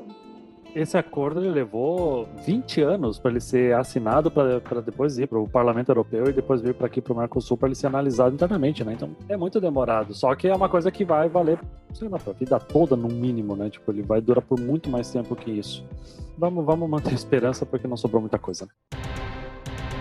Novembro, caramba, vamos lá. Dólar 5,68, caramba, dólar. Não tá ajudando, né, cara? Vamos falar de treta, mas vamos falar de treta daquela treta da hora, né? Aquela treta que todo mundo se engajou pra tretar junto, porque a graça era ver a galera tretando mesmo, assim, eu falo por mim. Mas a gente chega aqui em novembro na principal, a eleição mais esperada do mundo, né? Que era a eleição americana, onde o Joe Biden teve o maior número de votos nos Estados Unidos e ganhou em lugares por uma diferença muito apertada, mas ganhou. E quem é que não gostou disso? O Trump. O Trump, ele disse que a eleição foi fraudada, pediu recontagem e entrou com um processo, inclusive, na Suprema Corte, porque não concordou. Não tá errado, contaram errado esse negócio aí e deu no que deu. É difícil falar desse assunto, né? Porque a gente tá falando tanto da forma da eleição, da forma com que a gente interpreta a segurança da eleição americana. Tem muita coisa falando de mercado em jogo nessa desconfiança, né? Exatamente. O Trump, ele é um empreendedor, um empresário persistente. Para ele desistir vai ser difícil. Ele vai até a última da última instância. Novembro foi o mês de torcer para Joe Biden ou Trump, depende, né? Pessoalmente, eu estava ansiosa por um novo modelo de política internacional, então eu confesso que eu fiquei observando mais a vitória do Biden, porque ele vai definir agora o tom do comércio internacional e ele vai trabalhar numa agenda muito mais multilateral, inclusiva. Ele só vai fechar acordos internacionais e acordos comerciais se os países realmente estiverem respeitando os princípios de proteção ambiental. Então, assim, existe uma perspectiva de melhora, tá? Ou não, né? Depende. Mas acho que o que vimos na gestão Trump acabou e agora vai ser um outro episódio do comércio internacional que vale a pena ir assistir de maneira muito atenta. A equipe de transição e a própria equipe do Biden, que ele elegeu, e o que será feito daqui para frente, porque isso vai ter impacto no Brasil, sim. Com certeza, o Bolsonaro perdeu o seu aliado internacional e o Bolsonaro está com vários processos no Tribunal Penal Internacional que não foram para julgamento justamente porque para o processo e para o julgamento, os Estados Unidos, o Conselho de Segurança Internacional precisa ali passar por uma discussão, uma votação internacional, e por isso que o Bolsonaro ainda não foi para julgamento nesse tribunal. Agora que não temos mais o aliado de Donald Trump, pode ser que Bolsonaro enfrente várias acusações e julgamentos no Tribunal Penal Internacional. Excelente, veremos os próximos capítulos no ano que vem. E aí a gente começou a sofrer com falta de container na China, né? E aí o frete foi para as cucuias, tanto que agora em dezembro já se fala naturalmente de frete de $7.500. Nunca foi tão caro assim. Vocês me corrijam, mas acho que nunca chegou nesse valor, pelo menos esse que eu tô trabalhando. Não, nunca tinha visto esse frete também, trabalhando há 10 anos na área. E, Jonas, uma correção só, já estou recebendo ofertas para a primeira quinzena de janeiro de $8.500. Maravilha, né? Isso é tão bom assim para commodities absorver esse custo de frete, né? Não, aqui a gente só viu o começo, né? Em novembro ainda o frete não estava 7.500, né? Ele estava já subindo, estava assustando e a gente começou a ver isso mais de perto agora em dezembro, mas em novembro já sinalizava que o cenário era bastante crítico para os próximos meses, principalmente porque a gente enfrenta aí logo o feriado, não o feriado chinês, né, o Ano Novo, ali em fevereiro, que também a tendência é isso piorar. Mas em novembro a gente já começou a se preocupar um pouco. E aí a China, junto com alguns amiguinhos importantes, criou apenas o maior pacto comercial do mundo, o RCEP, sigla em inglês de Parceria Econômico Regional Abrangente. Abrangente é uma palavra muito gentil, considerando que estamos falando de 1/3 da economia mundial. Eu achei esse acordo incrível, porque enquanto Brasil, Estados Unidos e Ocidente teve uma guinada protecionista com a gestão do Trump e Bolsonaro, a China vai lá e tem um acordo comercial que inclui praticamente todo o Sudeste Asiático, parte da Oceania. Eles estão pensando em e-commerce, eles estão pensando em inteligência artificial e automação das compras online, que é o que esse acordo versa muito sobre a parte de tecnologia. E os Estados Unidos estava nele no início, né, da ideia, né? Estava, mas ele não seguiram também, como também no Transpacífico, né? O acordo Transpacífico também não teve o final esperado pelos Estados Unidos e por todos os signatários. Tem um autor que eu gosto muito de relações internacionais atrás, que é o Oliver Stunkel. Ele escreveu um livro, A Economia Pós-Ocidental, que o centro do mundo, o centro da economia não será mais no Ocidente, gente. Então preparem-se que tudo vai acontecer agora na Ásia. Se vocês tiverem algum lugar para visitar, vá para a Coreia, vá para a China, vá para o Japão, vá para o Sudeste Asiático, porque agora é lá que as coisas vão acontecer. E esse acordo mostra que daqui uns 10 ou 15 anos a economia desses países vão estar tão desenvolvidas porque eles têm o poder de fazer as coisas acontecer no comércio internacional muito rápido. Eles estão cada vez dependendo menos do Ocidente, né? Exatamente, eles estão cada vez dependendo menos do Ocidente, eles estão fechando acordos, parcerias e estruturas tecnológicas interconectadas que permite essa facilidade, esse dinamismo, enquanto que o Ocidente ainda está aprendendo a driblar o protecionismo, a lidar com essas barreiras. E a Índia não quis entrar, né, no acordo, ela tá mais alinhada com os Estados Unidos, está totalmente contra a China ali, né? Mas até tem um interesse em relação à indústria, né? Porque várias indústrias estão migrando da China, suas fabricações para a Índia, por causa da sanção dos Estados Unidos contra a China. Inclusive a Apple, né? Ela se posicionou já em fazendo as suas fábricas para lá, migrando a produção de alguns produtos para a Índia. Comportamento que deve ser mais comum também nos próximos anos, essa migração da China para a Índia em relação à produção. Os custos trabalhistas na China, eles aumentam desde 2012. E desde então, as empresas chinesas estão migrando para fora do território chinês, indo para o Sudeste Asiático, como Sri Lanka, Vietnã, Índia, Paquistão. Então tem empresa chinesa com potencial de abertura até na África. A China está com um projeto muito ambicioso de expansão. Então não importa se os Estados Unidos colocar uma tarifa de 25% em cacareco doméstico. Eles vão pegar esse produto, fabricar na Índia ou no Sri Lanka, enviar para os Estados Unidos e não vai ter tarifa nenhuma, mas a empresa, ela é de origem chinesa, remetendo capital para a China. E a questão da Índia, ela é uma incógnita, não dá para saber ainda se a Índia está do lado dos Estados Unidos ou do lado da China. O fato é, a Índia bloqueou 150 aplicativos chineses, não estão amigáveis com a rede 5G da China, e existe um conflito muito sério entre Índia e China, sim, que também é algo a prestar atenção, porque são as duas principais economias dos próximos 15 anos. Então, seja qual for a essência, os motivos, as razões desse conflito, é bom a gente ficar de olho, porque o Brasil depende de toda a matéria-prima de medicamentos, tanto da Índia quanto da China. Então, se algum desses países entrar num atrito muito sério, isso compromete fundamentalmente o fornecimento de insumos farmacêuticos para as empresas brasileiras. E o Brasil hoje produz a maioria dos genéricos. Já imaginou a gente ficar sem genérico na prateleira porque China e Índia entrou em algum tipo de conflito? Vamos lá, então. 30 de novembro, após tentar desviar de uma tempestade, aproximadamente 1.900 containers sofreram algum dano ou foram perdidos do navio One Apus. Eu não sei se assim pronuncia. Então, nunca tantos containers sofreram tantos danos ou foram perdidos ao mesmo tempo como nesse dia. E deram umas fotos assustadoramente maravilhosas, isso. As fotos são impressionantes. Se você é de Comex e não viu ainda, em alguns dos grupos de Comex, eu acho que tá faltando grupo aí. Não, tu tá numa caverna, pelo amor de Deus. Não é possível que eu não vi essas fotos. Tá lá no Comex Land, eu compartilhei. Se você não viu essa foto nos grupos, entra no grupo do Radar Comex no Telegram que você vai ver as próximas aí quando acontecer. As próximas, que ninguém vai postar de novo. Então, façam seguro, é importante. A varia grossa. Vocês não têm noção que aí a falência por causa da varia grossa, então. A varia grossa que é a grande surpresa aí de quem trabalha com Comex, né? Que ninguém sabe. Só sabe quando dá o problema aí. Pesquisem sobre a varia grossa. Grande resumo, inclusive, do próprio 2020, né? Façam seguro. Deus me livre, gente. Que ano. Façam seguro, façam convênio, façam tudo.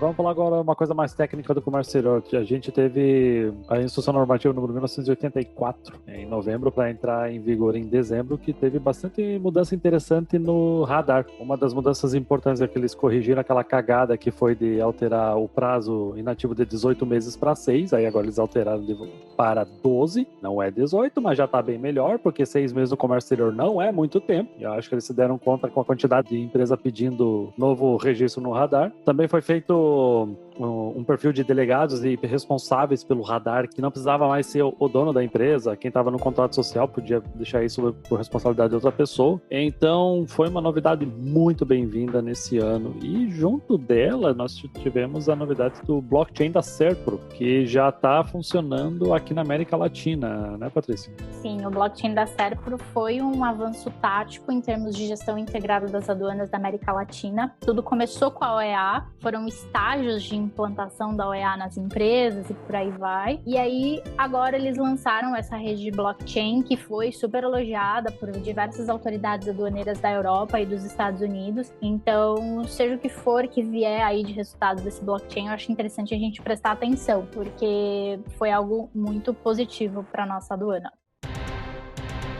Os primeiros lotes testes do Coronavac começaram a chegar no Brasil e começamos também ao mesmo tempo, mais ou menos, já ter a aprovação da Pfizer e de outras vacinas, e tivemos recentemente já pessoas na Inglaterra sendo vacinadas. Então, aqui no Brasil, chegou no final de novembro 120 mil doses da Coronavac, vacina produzida no laboratório chinês. Bom lembrar que a Anvisa não autorizou a aplicação da vacina em massa, mas a aplicação para testes e estudos. Eu já vi bastante gente comentando contra essa vacina pelo fato de ter vindo da China. Mais uma vez a gente vê a sinofobia, que foi falado anteriormente, mas vale lembrar que ainda não está aprovada, não será feita em massa até o momento. É aquela briga política que está rolando entre estados, que a Patrícia comentou lá no início, na parte 1 do podcast da gravação, da paradiplomacia que está acontecendo, né?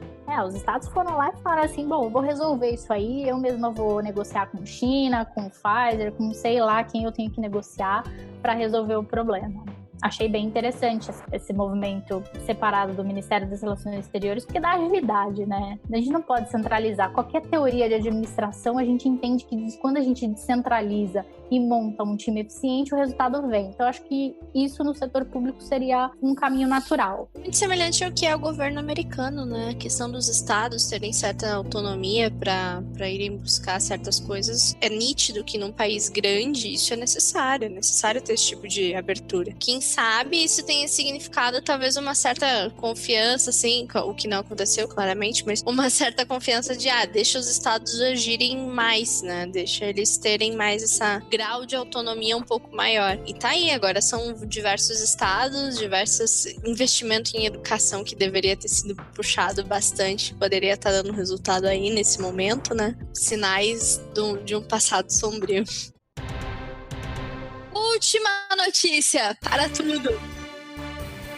Chegamos na última. Mas gente que estiver ouvindo nesse exato momento podcast e ouviu essa expressão última notícia, lembre-se, o ano ainda não acabou e provavelmente você talvez ver alguma coisa aconteça que não tá aqui no ar. E se isso acontecer, não estranhe, a gente tá falando de 2020, então é bem provável que isso aconteça. E se você estiver ouvindo isso no futuro e tiver pior, comenta aí também. Se o próximo ano foi pior que 2020, comenta aí pra gente também. Gente, eu tenho uma notícia boa pro final do ano, já que a gente tá entrando no clima natalino. Vai ser um Natal com menos importados em 10 anos. Eles fizeram um estudo com os dados do Connectstat e eles pegaram dados como vinho, produtos natalinos, não presentes em si, mas produtos natalinos. É o ano com menos importados em 10 anos. Tá. Então o povo tá com menos saco nos últimos 10 anos de fazer decoração de Natal. Então é isso. Gente, não vai ter festa. Não tem festa, não tem produto. Agora, eu acho que a gente talvez não tenha uma queda. A previsão é uma queda. Como a gente viu esse ano, todas as previsões deram errado. Então a gente não pode ter muita fé nessa questão de previsibilidade aí. Mas eu tenho a impressão que talvez a gente tenha uma mudança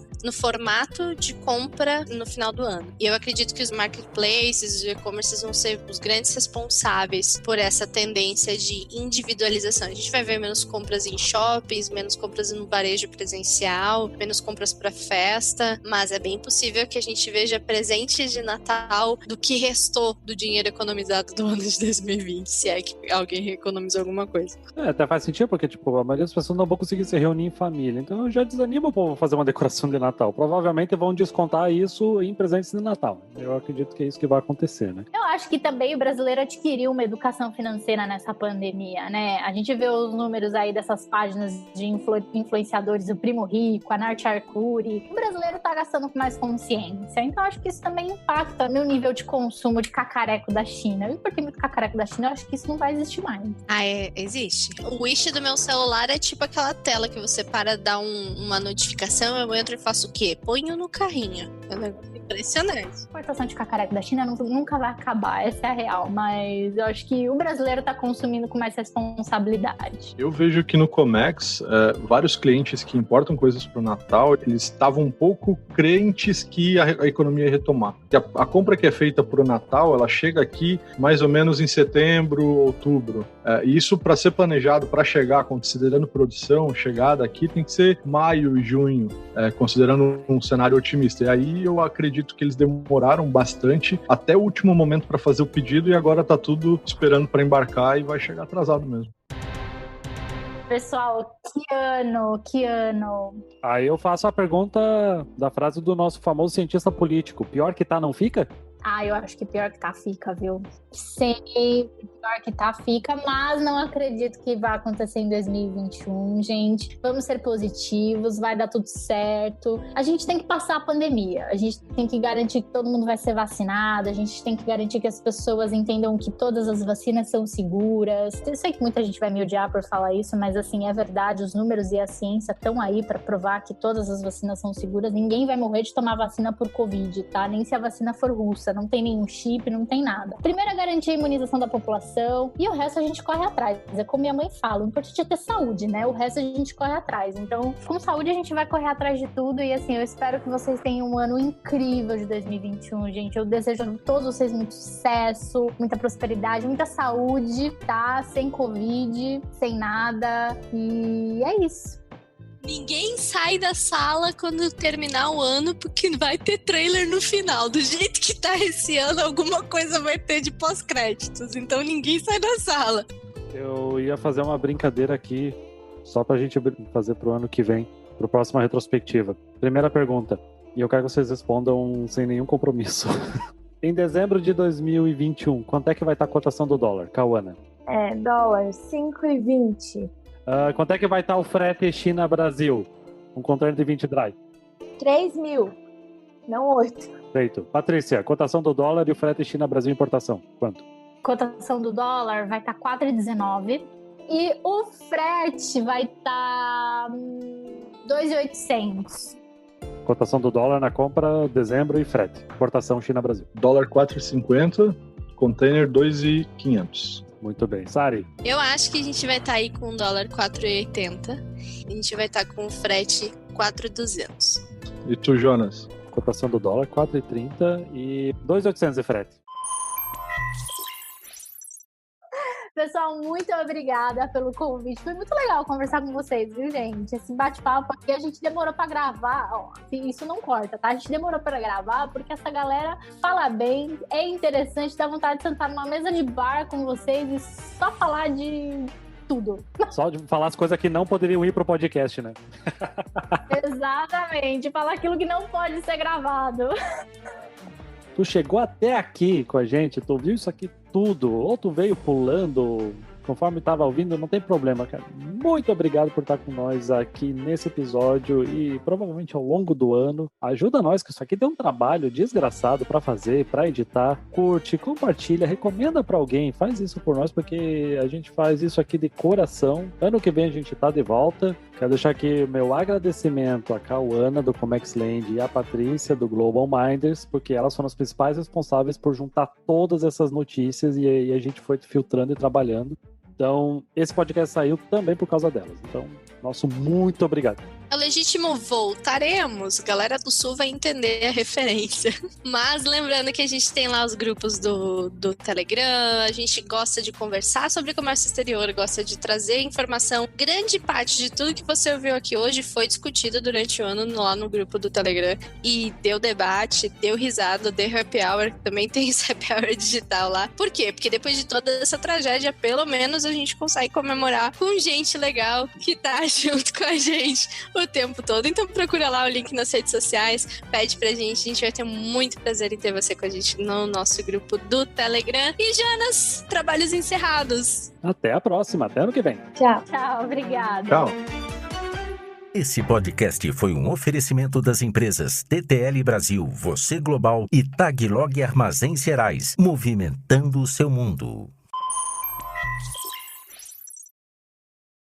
Acabou, acabou! De novo!